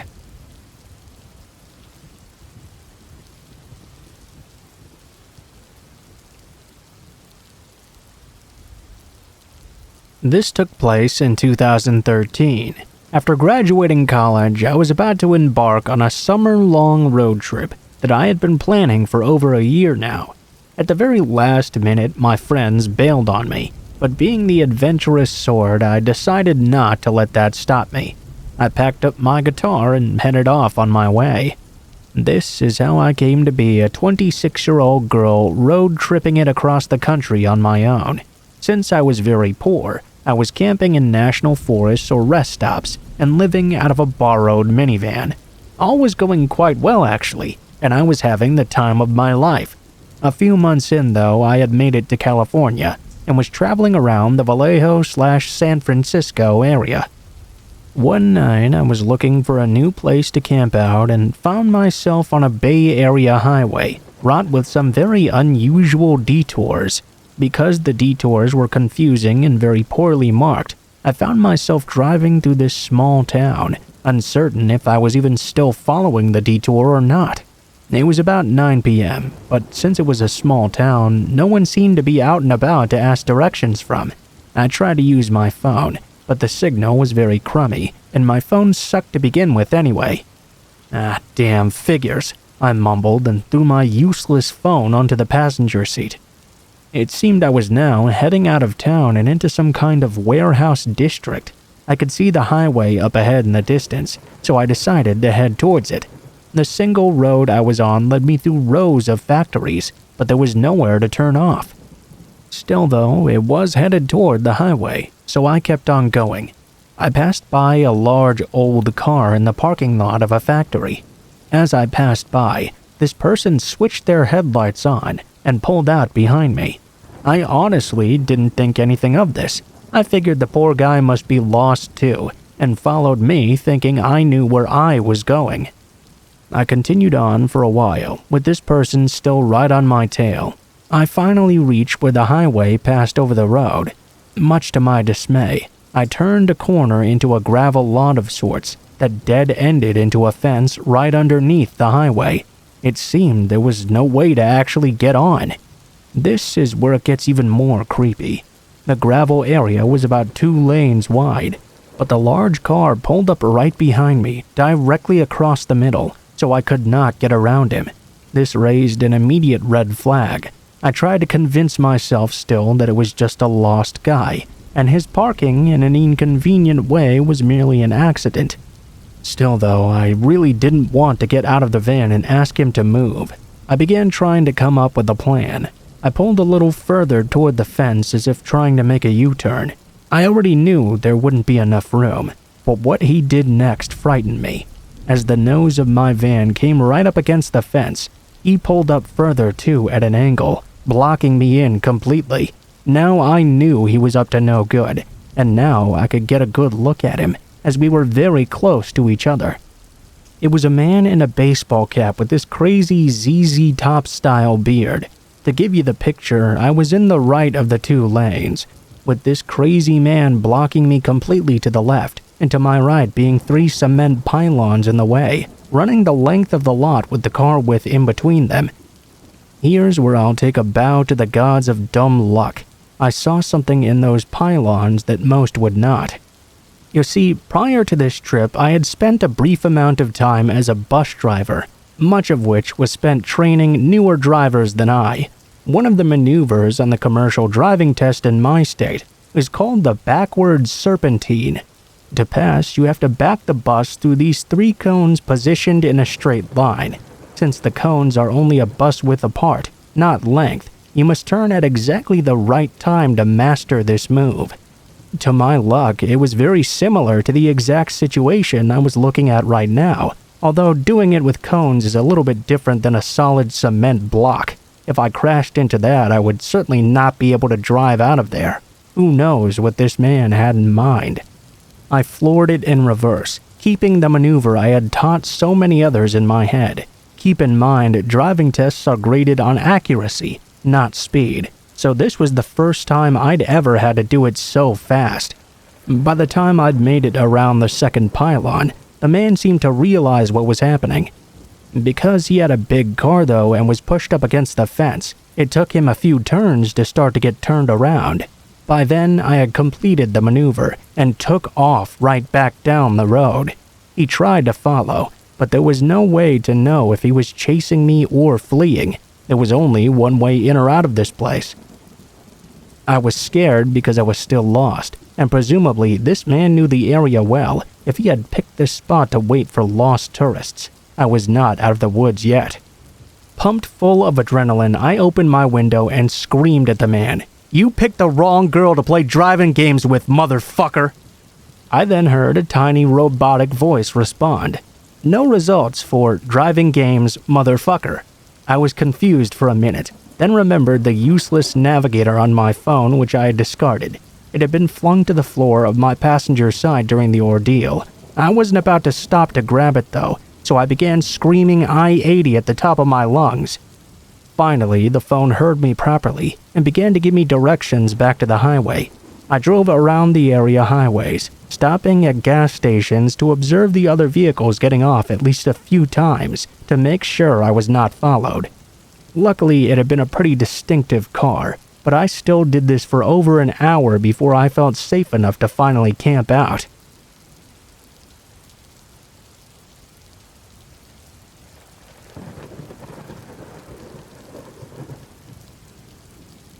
This happened to me when I was about 4 years old and still living with my family in San Diego, California. It was a summer morning, and as was customary for my family on the weekends, it was decided we'd go to the closest swap meet to do some shopping right after having breakfast at our favorite pancake place. Before I share my account of what happened on this day, I need to make two things clear. First one is that I'm a female, and even though I'm Caucasian, having very curly black hair has often made people think I'm Hispanic, or perhaps biracial. And secondly, there were two things that always, and I mean always, made my father distracted whenever we'd go out: women and tools. Now, on the day in question, my father was looking for some specific tool he needed to work on some armoire or something. It was something he'd been asked to make for a client. My heavily pregnant mother had decided it was time to buy the last item she needed for the baby before she could go into emergency labor. To save time, my mother and my 8-year-old brother stayed behind to check baby stuff in one of the stands closest to the food court. It was right in the middle of the place. Because my brother was older, he'd been assigned the role of man of the house while my father took care of his shopping, which left me under the care of my father. My father took me with him to check the tool stand that was located at the opposite end of that row. As expected, and despite my mother warning him several times that morning not to let go of my hand as he'd done the previous week, I'd gotten lost inside a department store because he'd gotten distracted. He let go of my hand as soon as a young lady asked if she could help him with anything. He pointed to a toolbox that had caught his eye and went around the table as she offered to open it so he could check out the tools inside. Well, I felt bored just standing there. I turned around to see if my mother was still checking the baby items, thinking perhaps I could just go with her instead of staying with my father and looking at all this boring stuff. I couldn't see her or my brother anywhere though. I stayed in that same spot waiting because I'd been told the week before to stay put so it would be easier to find me if my father inevitably forgot about me again. As more and more time dragged on without my father checking up on me, I soon realized he probably was not going to come back. I looked around, but he was nowhere to be seen. The young lady who had helped him before was still there, but now she was talking to another customer. Still though, I waited a little bit longer, thinking perhaps he'd just gone to the van beside the stand to check out any other tools kept in there. I was feeling increasingly scared by this point, so I took a few steps into the stand and called out for my father. It seemed he wasn't there anymore.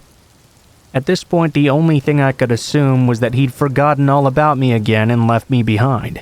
I walked back to the stand where my mother and brother had been, but they were no longer there either. I began to wander around looking for anybody, but I couldn't see them in any of the stands I passed by. To make things even worse, that day the swap meet was absolutely packed, so it was hard to see anything with all the adults towering above me. To this day, I don't know how I managed to stay calm and find my way to the side entrance, where my father had parked the car at least. Before I continue on, I'll say that even though I am a girl, my parents often dressed me in clothes that no longer fit my older brother. We were kinda poor, and it was cheaper to have their daughter just wear their eldest son's clothes instead of getting new ones. That day, I was wearing some denim overalls, a white t-shirt with yellow lines on the sleeves and chest, and a pair of brown Oxfords instead of my usual Mary Janes. Due to being so curly, untamable, and short, I was often mistaken for a boy. I was waiting by the entrance watching the people that were leaving when a Hispanic woman in her 30s or 40s made a beeline straight towards me. She began to act overly dramatic, calling to me in this annoyingly sweet voice. She tried to pull me into her arms and kiss me a couple of times, but I turned away and clung to the metal pole that was behind me.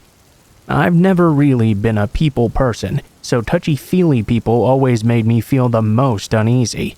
Another thing worth mentioning is that whenever I felt scared or threatened, I immediately went into fighting mode.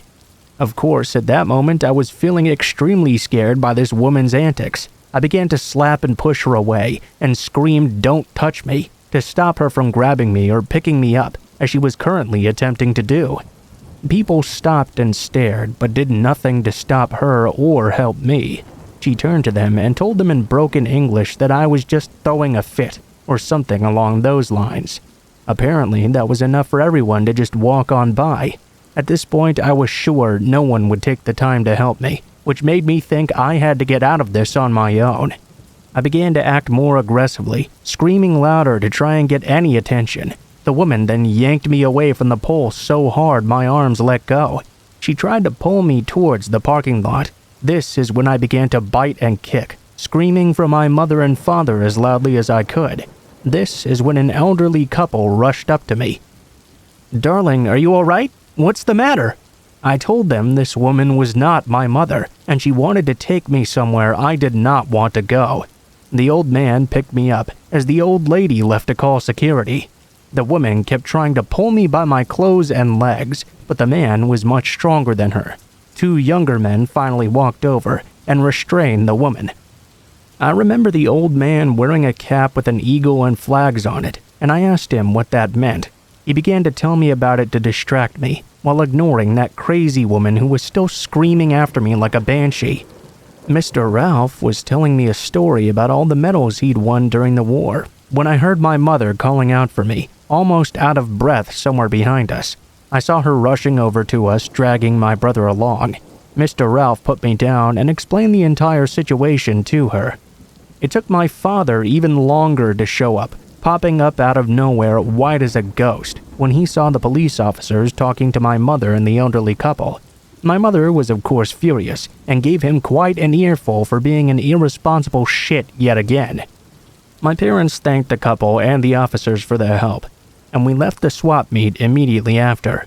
The crazy Hispanic woman was put into a patrol car and taken into custody. I'm not really sure what happened to her after that.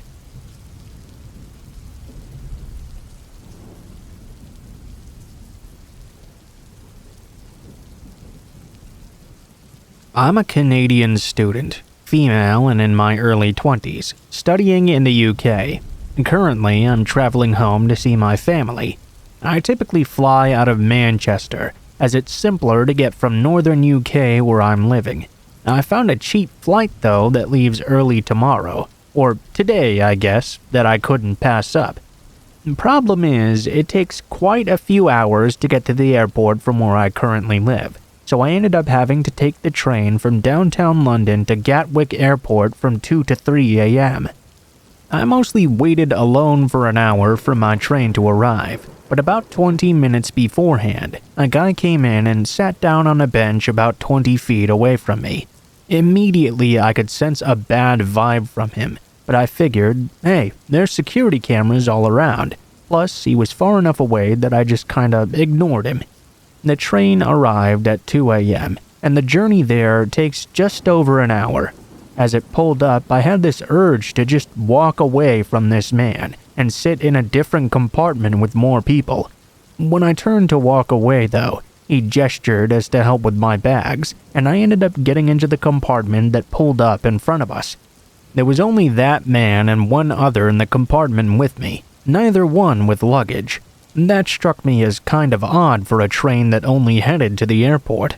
One of the men was sitting a few rows in front of me, and one a few rows behind. I felt very uneasy at this point, and slightly trapped. I decided to keep an eye on the man in front of me by watching his reflection in the window. I noticed he kept on muttering things to himself, sneaking glances over to me and smirking. He had multiple short phone conversations in a hushed voice as well. The man behind me seemed to be doing similar things too. After a few stops, another man got onto that same car, which did calm my nerves. Immediately though, I noticed that the man in front of me now seemed very aggravated. He moved seats to a row closer to me.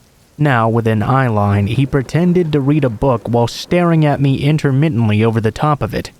He was close enough now also that his next phone conversation, I could make out the phrase, "Yeah, but not now."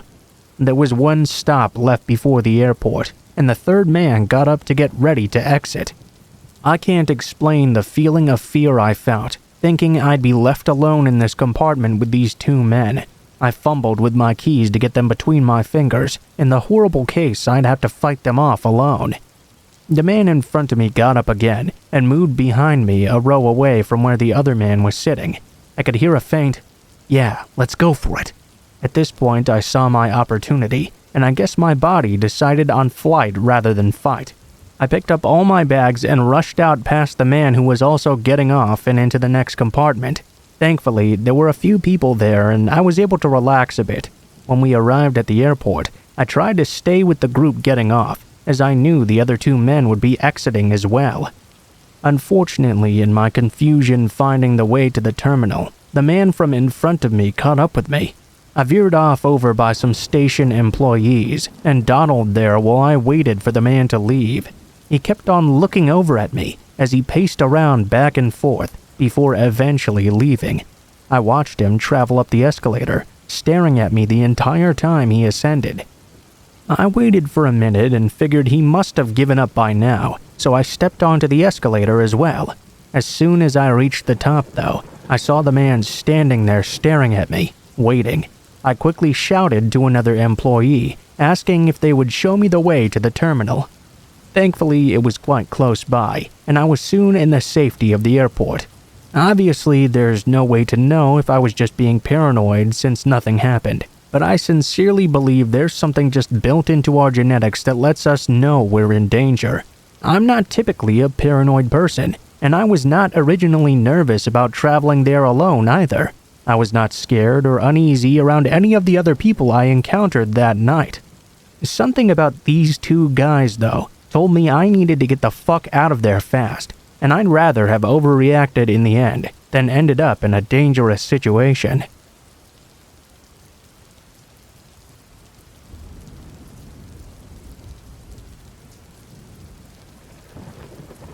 A few years back, when I was in my mid-teens, I was the rebellious type, or so I thought I was. I wore a lot of black clothing and tight jeans, long hair, the whole I hate my parents outfit. Above everything else, though, I loved music. I've been a musician for 8 years now, and I attribute this cringe-worthy time in my life to sparking that love. Well, with this love came the love of also seeing live shows. I would go to concerts whenever I could with whoever I could get to go with me. This was an October night when I went into the city of Philadelphia with my close friend who we'll call Sarah. We arrived at around 5 p.m. when the street was still very active and many people walked up and down, moving from one way to the other. This was a fairly safe time for two 15-year-old kids to be alone in a possibly dangerous city. We arrived at the show, went, and had a very great time. Nothing really important to note, just pure fun all around. After the final note had been played, it was around 11 p.m. or so. We left the venue and entered the now darker, colder city streets. To give some perspective, we had seen a show at the Barbary, which if anyone knows this place would know it's not in the best part of town. Instead of being smart and heading off with the crowds towards the train station home, me, a skinny 15-year-old boy, and Sarah, an even smaller 15-year-old girl, decided it would be a good idea to go out on our own and try to find some food. After walking around for what seemed like forever, we ended up at a small, run-down pizza shop. We both ordered our food and sat down to eat, talking about Sarah's recent breakup and how she'd never love again, all that kind of teenage gossip. After we finally moved on to brighter topics and things lightened up a bit, Sarah was in the middle of telling me some kind of corny joke when she suddenly stopped mid-sentence. Her eyes seemed in a way to go from me to somewhere behind me, and her smile changed to an expression of worry. I noticed and asked her what was wrong. That seemed to break her from the trance she was stuck in. That guy a few tables down. Her voice trailed off for a moment, and just as I was about to press her to continue, she spoke up again, this time with a more upset tone.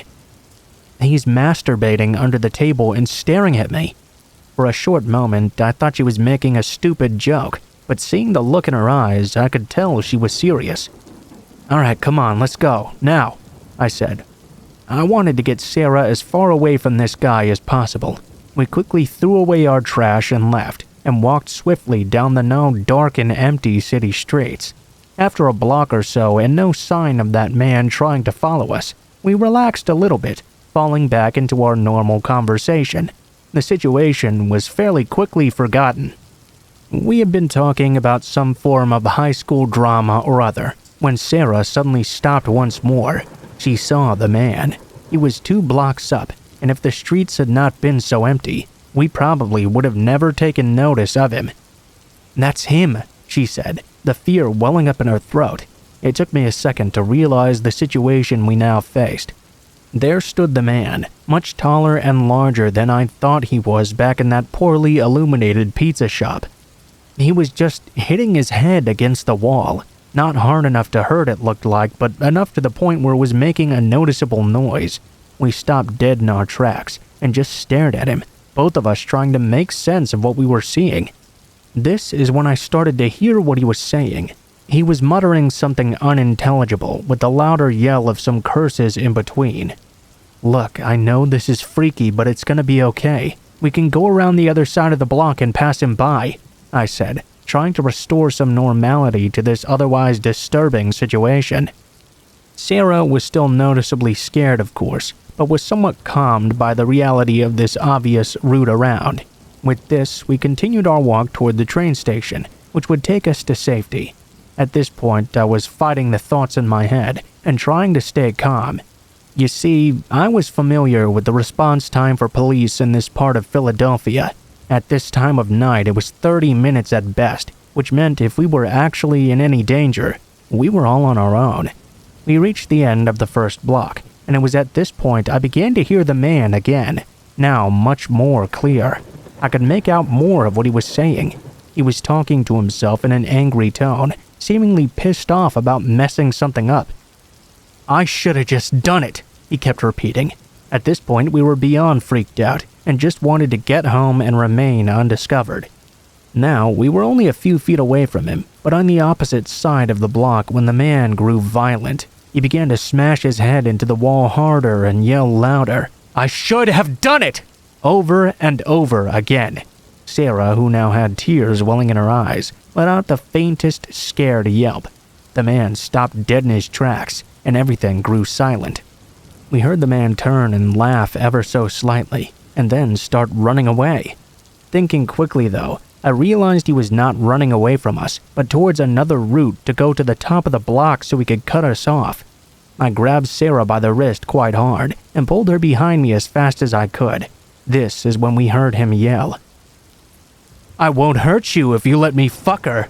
I shoved my other hand over Sarah's mouth so the man couldn't hear her sobbing.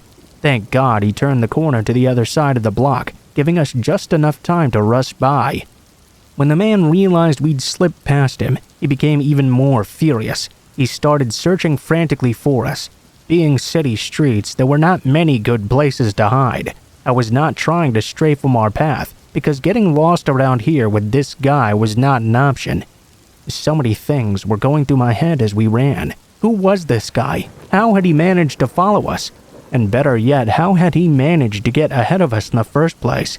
We ran until we reached the next train station. It was completely empty. Once we caught our breath, I checked the train schedule. By now, the time was 12:05, so the next train out wasn't for 30 minutes. This gave us no comfort, for the guy had found us before. If he found us now, we'd have nowhere to go. Sarah and I stayed silent, hiding out of view as best we could. I held her in my arms, trying to calm her down. We sat there on the floor alone.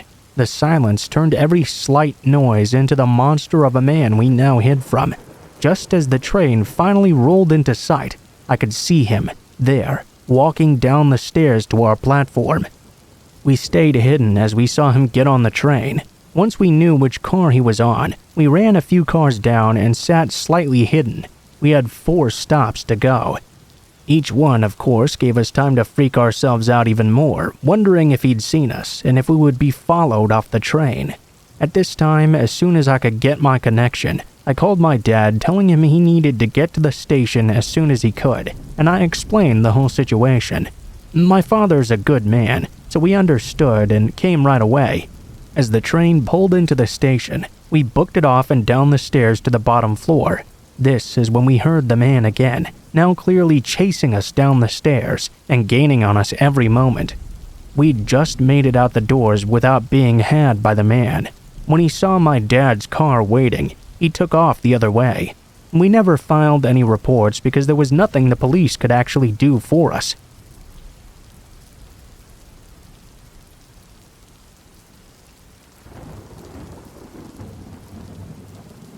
This happened just over 2 years ago, and it seriously made me rethink camping alone. I was with 2 friends this time, and I worry about what would have happened if I was by myself. 2 friends and myself, like I'd previously stated, were on a cross-country trip, and Roswell, New Mexico was one of our stops. We were there for the kitsch, but we were also camping for most of the trip, so we got a site at Bottomless Lake State Park, about 20 minutes outside of the city. We did our thing in town for the day and headed back to our site around sundown. Everything seemed fairly standard at first. There were some neighbors camping down the road, and we could hear their music playing. The Moldy Peaches, it seemed. Pretty light-hearted soundtrack, which didn't set the creepiest of tones. My 2 friends, who were a couple, read and wrote in their journals by lantern light, whilst I drank a couple of beers while taking long-exposure photographs of our campsites. The music finally died down after a while. My friends got tired and went to sleep, and after I got the shot I wanted, I did too. I awoke fairly disoriented, somewhere in that state of transition from light to deep sleep. I could hear crunching all around my tent, not knowing if I was dreaming or not. I just kinda sat upright to try and figure out if what I was hearing was real or just the remnants of sleep. I started to hear it again, this time much closer. The sound wasn't just closer, it was directly outside of my tent now. Understandably, the hair on the back of my neck was poker straight, and I knew something was up. There was a moment that I thought this must have been a ranger or something.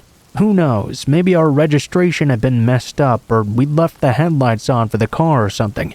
I called out, if someone is there, can you please make your presence known? Nothing. Hello? Please identify yourself. Nothing. I sat there, frozen in the most intense sense of fright I'd ever felt. It was dead silent. I calmed myself to lay back down, hoping I'd just been imagining things, and closed my eyes. Within the next 5 minutes, though, the footsteps started circling around my tent. I shot back up. I knew someone was out there. At this point, something so surreal happened. I can't even adequately express how frightened I was. As I sat there, open-mouthed and silent, the end of my tent started to be lifted up by the person outside. I screamed for my friends in their tent. I screamed for them to wake up and that someone was outside. It felt so hectic. My friends were disoriented. I was disoriented too, and from then on, I didn't see or hear anything else. My friend was basically yelling at me to stick my head out of my tent and check it out, but I was absolutely terrified that if I did, I'd suddenly get my head chopped off by someone waiting there or have a gun stuck into my face. Finally, I worked up the balls to look. Nothing. No one. We got out of the tents and into the car, and I told them everything. They seemed concerned, yet fairly skeptical. I was adamant something had happened, though. We decided to shine our headlamps from the car in the direction of our tents. They were surrounded by these rocky hills and a dried-up riverbed. As we scanned the rocks with our lights, another light hit the rocks right behind our tents. We decided at that point it would probably be a good idea to leave our shit, get a motel room, and take off out of there. We headed to Roswell at about midnight. That entire night I felt kind of stupid, actually. I was also really scared, of course. I kept trying to tell myself it was just a dream, or it had just been a raccoon or something. I'd seen too many horror movies, obviously. We kinda joked about it, watching Cops on the shitty motel TV, and fell asleep. We went back in the morning, and unfortunately my fears were confirmed. At first, we rolled up and nothing seemed to be out of place. Nothing stolen or moved, or so it initially seemed. We started picking up our things and I began to take my tarp off. My friend called out to me, "Well, that's just fucking weird." He signaled me over. The elastic bungee cords that hold the rainfly on his tent had been cut clean through with scissors or a knife. The tent was brand new. I went back over to mine to see if I had the same, and was immediately drawn to a circle of fresh boot prints around my tent. Boot prints that were on top of mine. With that being said, we packed up and did it quite fast. We almost didn't even really talk about it. I actually even think that my friend who got his tent cut open was still a bit skeptical. I can't say for certain who the person was or what they were trying to do, but they certainly achieved the goal of scaring the shit out of me.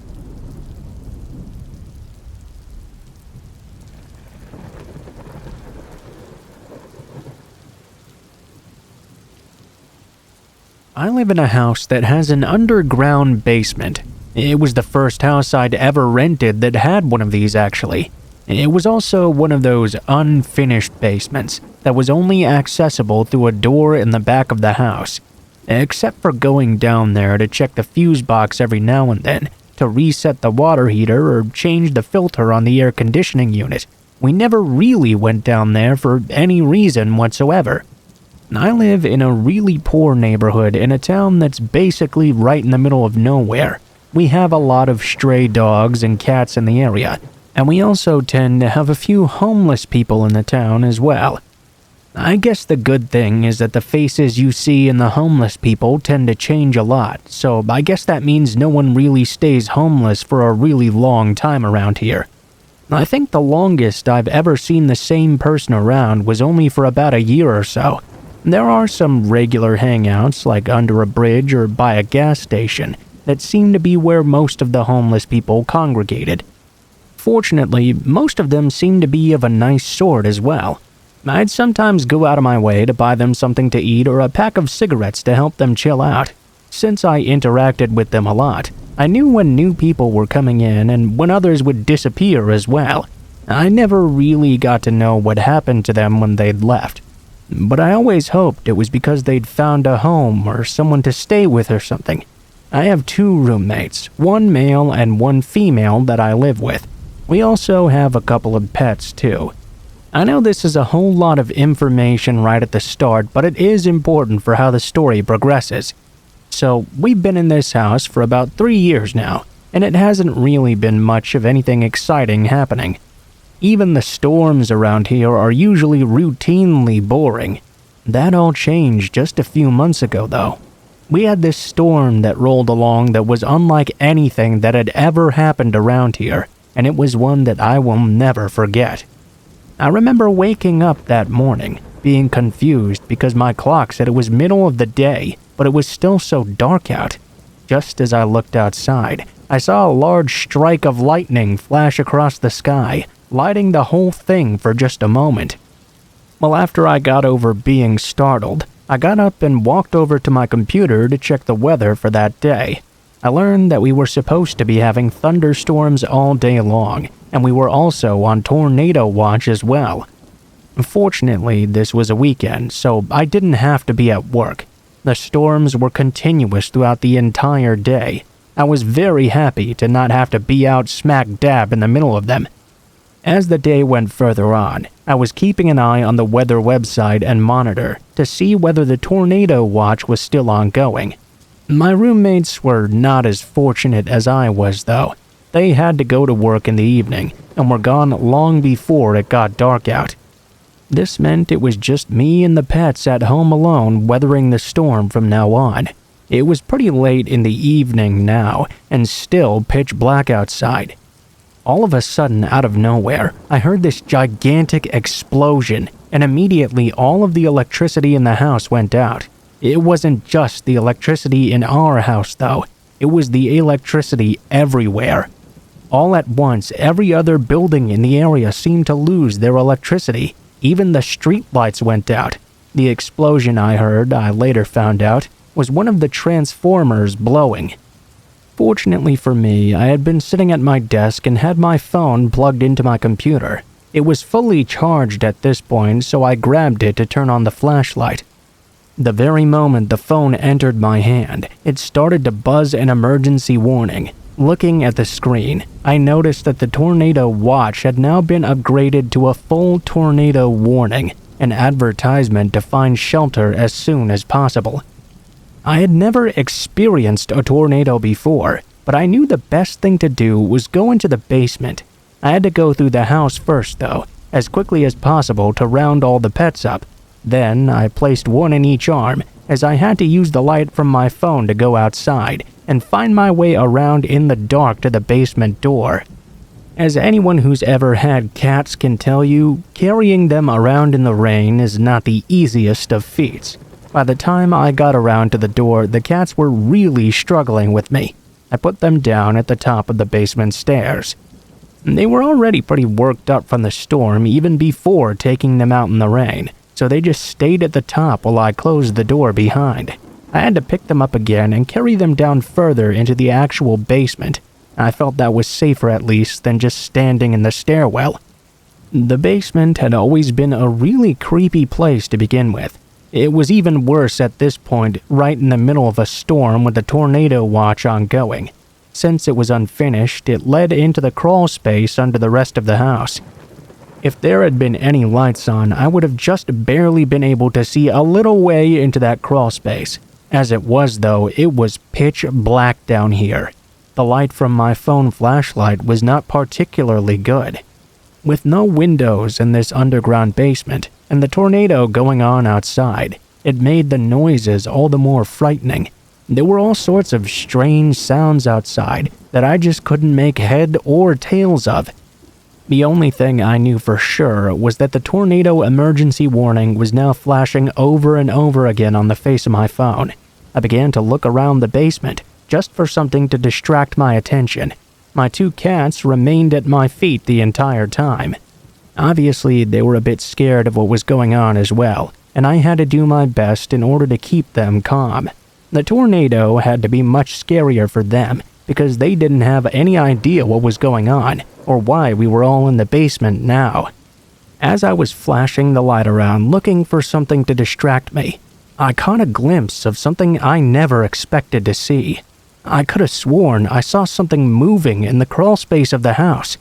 My light passed by and obviously shone off of something.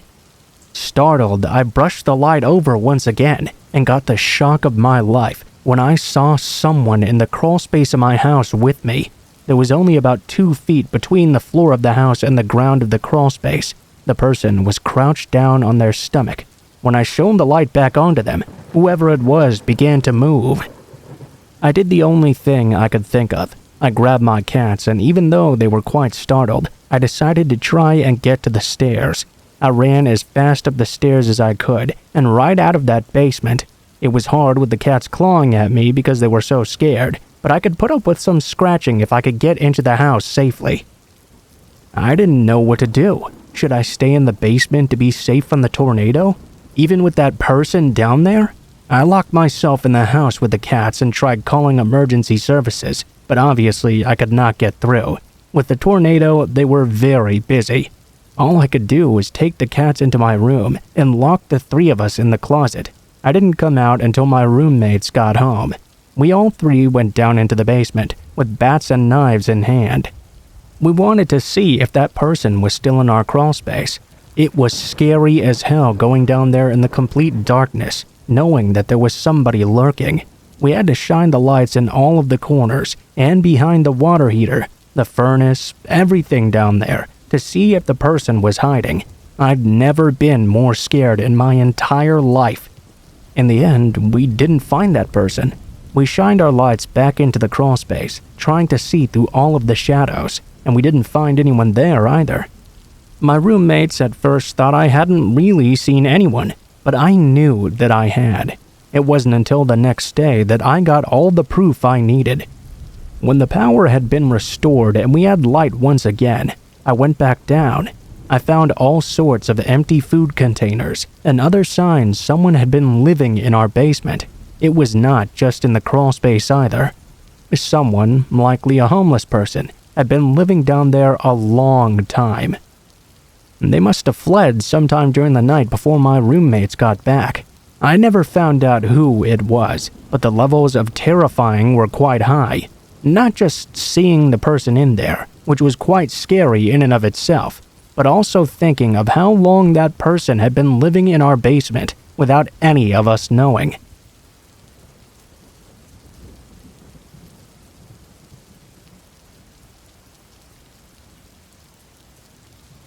I used to work in the bakery of a grocery store.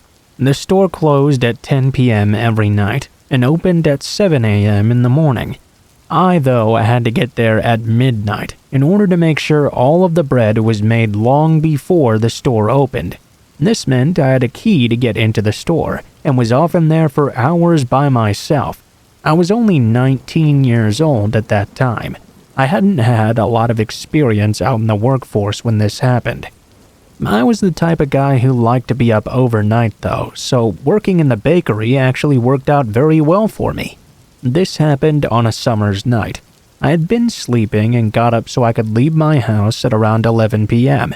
I didn't know how to drive at this time, so instead I just walked to work. This was a particularly beautiful and windy night, so the walk there was quite refreshing. I lived in a subdivision that was on the opposite side of the town of the grocery store. It was a pretty small town, mostly known at the time as a retirement place, so it was absolutely dead at 11 p.m. When I arrived to the parking lot of the store, I noticed there was already a single car in the lot. It was set very far away from the entrance. I didn't really think that much about it, but it wasn't something I had ever seen there before. I entered the lot and began to walk toward the store. I didn't really pay much attention to the car until I went up to the door and began to unlock it. That's when I heard a car door slam shut, and I reflexively looked back over to that car. 2 men had just jumped out of it. They began to walk toward the store, and of course, this immediately caused me alarm. Fortunately, they had parked quite far away and had no chance of getting to the store before I was in. I closed the sliding door and blocked it up tight before going any further in. I started to head to the back of the bakery. Of course, before I could even get there, I heard the doorbell for the store ringing over and over. When the deli workers came at 5, they didn't have a key, so they would ring and I would come to answer. The moment I heard this bell, though, I knew that was not the deli workers. It had to be those 2 guys I had just seen in the lot. If someone else was supposed to be at that store at that time, the owner would have told me about it. I wasn't supposed to open the doors for anyone except the deli workers. All of the other bakers had a key as well for the front door, and the meat manager always came in through the back. I paused in place, not knowing what I should do. The bell kept on ringing and ringing, so I figured I should at least go back and see what was happening. I'm sure you've been in a grocery store before. So, you might know that like many stores, you have to walk in through the automatic doors into a foyer of sorts where the carts are kept. From there, you can walk into the actual store. This meant I would be pretty safe. All I would have to do is walk by and look outside. As I did so, I couldn't see the people standing outside the door until I walked around the corner and into the foyer. As I did, I noticed that only one of the men was standing there. I knew I had seen 2 people, though. I walked up to the closed door and stood a few feet away and asked the man what he wanted. The guy tried to explain that he was there to do a deep cleaning of the store. I told him that no one had told me about such a thing, and I was not allowed to let anyone in except workers. The guy just kept insisting that he was a cleaner, and I needed to let him in right now. I should have just walked away.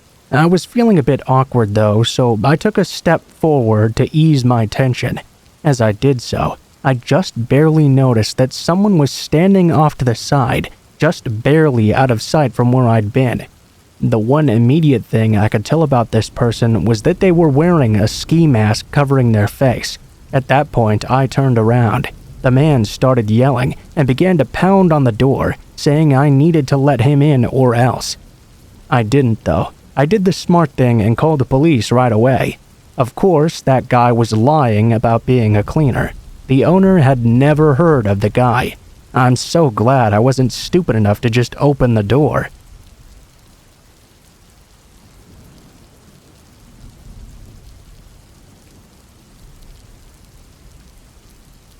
I saw the strangest thing one time when I was visiting my parents' home. This was only a few years after I had moved out on my own. My parents had this nice house out there in the country way off. I had just visited them for a weekly visit on the weekend, and I was around 21 years old at the time. This nice house that they lived in was on a fairly lonely hill. There were other houses out on the other hills around, but they were all off-road down these very long and winding driveways. It was always nice to get out there and visit though, because it was so peaceful and tranquil. It was quite a drive from my place to theirs and back, but my parents usually went to bed a lot earlier than I would even consider. They would always head off right around 9 p.m., and I would still be wide awake by the time I got home. On this day, I said goodbye to my parents and walked out of the house. The inside lights had already gone out, and the only lights on were the very dim porch lights. My car was just sitting on the rocky driveway behind 3 other vehicles. As I had done 100 times before, I took out my keys while walking in the dark to my car. As I was just about to unlock my door, I suddenly heard this horrible sound. I wish I could even describe it to you, but I really can't. It sounded like some sort of animal in a tremendous amount of pain, screaming. It caused me quite a start, mostly because it was unlike any sound I'd ever heard before. Instantly, I turned around and observed the yard around me. Like I mentioned, there was basically no light except for the lights on the porch. It sounded, though, like the side of the house was the area where the noise was coming from. I searched a little closer in that area. At first, I didn't see anything. But then I heard that horrible wail once more. Afterward, there was a growling, snarling noise. At that very moment, I saw the strangest looking animal come out from the side of the house that I had ever seen. They were almost like a person, on all fours, bigger than a Great Dane, with clumps of matted hair here and there all over their body. Their mouth was hanging wide open, and they had these fucked up teeth. They began to growl at me and move toward me, and needless to say, I was terrified. I jumped in my car as they started to come at me. Fortunately, I was able to back out of the driveway and speed off as soon as possible. I called my parents right away and told them what I'd seen too. I didn't want whatever this was to hurt them. However, they never saw this person. To this day, I really have no idea what I actually saw.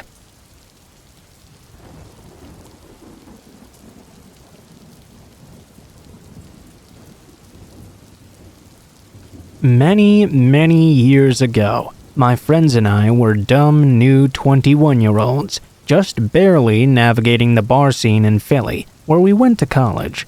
We hadn't had many weird interactions, save for the occasional creep who would hit on us even when we tried to tell him to get lost.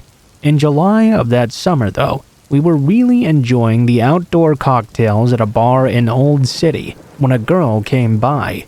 She was around our age, early 20s or so, with a very cool haircut and an outfit I loved. She just screamed coolness. I don't know how else to put it really. Just looked like someone that was worth hanging out with. I was smoking at the time, and she asked me for a cigarette. She talked to my friend and I for a little bit, just bitching about boys and work and things like that. My friend and I were kind of desperate for friends at this time, because all of ours had left the city for the summer. We were glad just to have someone our age to talk to. Finally, after we started to get to know each other a bit, the girl asked my friend, who we'll call Amy, and I to come to her apartment with her. She told me they were holding a party that evening. Then she took off. Amy and I thought to ourselves, why the hell not? We're bumming around the city that evening anyway with nothing to do. Might as well try to make some new friends. In my mature age now, I realize that's dumb as hell. Don't follow a girl you just met over a cigarette to another location you don't know. A couple of hours later, we were extremely bored and decided to head over to that address this girl had given us. Only when we got there, we realized it was this penthouse on the river. The girl had given me her phone number, and I texted her telling her we were there. At this point, Amy was more than a little bit wary. We'd both thought it would be some 20-something's apartment, not this big-ass fancy penthouse. The girl came out of the elevator, followed by a man in maybe his 40s or late 30s at the very least. I did not expect that. Amy and I were both trying to be polite though, so we followed them onto the elevator. During the ride up, the girl told us she was a dancer. Well, immediately I saw that as code for stripper. But who the hell am I to judge, I thought. So what if she's a stripper? I chided myself for even making the connection. When we got to the very top, around the 14th floor, the elevator opened directly into an apartment, not a hallway, just straight inside. And this place was honestly gorgeous. All marble, TV mounted into the wall, huge rug. As we stepped inside, Amy and I immediately felt nervous. There were 3 other men there, clearly in their 40s. Again, we felt like we had to be polite, though this was not at all what we'd been expecting. The girl ran off right away into another room and disappeared, while Amy and I awkwardly made our way into the kitchen. One of the 40-year-olds grinned at us in this terribly creepy way and pulled one of the many bottles of wine he had from a wine rack. He poured us each a glass.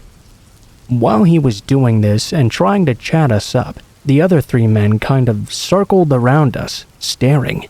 Amy and I were pretty freaked out at this point. Amy started to make up an excuse that we were late for a friend's house party. As we stood up to leave though, one of the men fiercely grabbed my arm. You're not allowed to leave. Needless to say, that freaked us out even more. Amy and I sat back down and planned our next move. We started to text each other covertly under the counter, asking how the hell we were supposed to get out of here. Around that time, the girl we'd met ran back into the kitchen, completely naked. One of the guys grabbed her, and the 2 of them ran back into a room together, leaving 3 men circling Amy and I. I was stressed out at this point, so I decided to have a cigarette. There was a guy who had been really focused on me, so when I went out onto the balcony, he followed close behind. I smoked my cigarette, trying to ignore him and think to myself. It was a tiny balcony, and he was staring right up against my face. Finally, he came up and started rubbing against me. I pushed him off and shied away into the corner. It was pouring rain at this point, and I was worried about Amy. I tried to tell the guy again that we both had to leave. No, you're not allowed to leave. You have to stay. We're just getting started, he told me. That was one of the last straws. I tossed my cigarette off into the rain and pushed open the sliding glass door. I grabbed Amy by the wrist and yelled, and pushed the elevator button to go down. Somehow, the elevator had not moved in all that time we'd been up in the penthouse. Amy and I thanked our luck and ran inside and pressed the door close button repeatedly. We watched as the man who had followed me to the balcony charged after us, trying to catch us before the door closed. Thank God he did not. The door closed just before he reached us, and we went downstairs, spilling out into the lobby.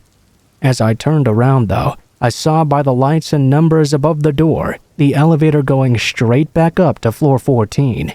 Amy and I bolted, terrified that those men would follow us down and try to catch us once more. We ran out into the rain and booked it down several blocks before we finally stopped to rest. To this day, we're both freaked out by that encounter. I still think it was too pushy. They wouldn't let us leave after multiple times we told them we had to.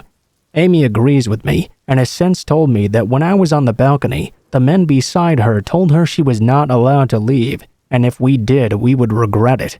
I don't know if that's freaky enough, but hell, it was plenty freaky for me.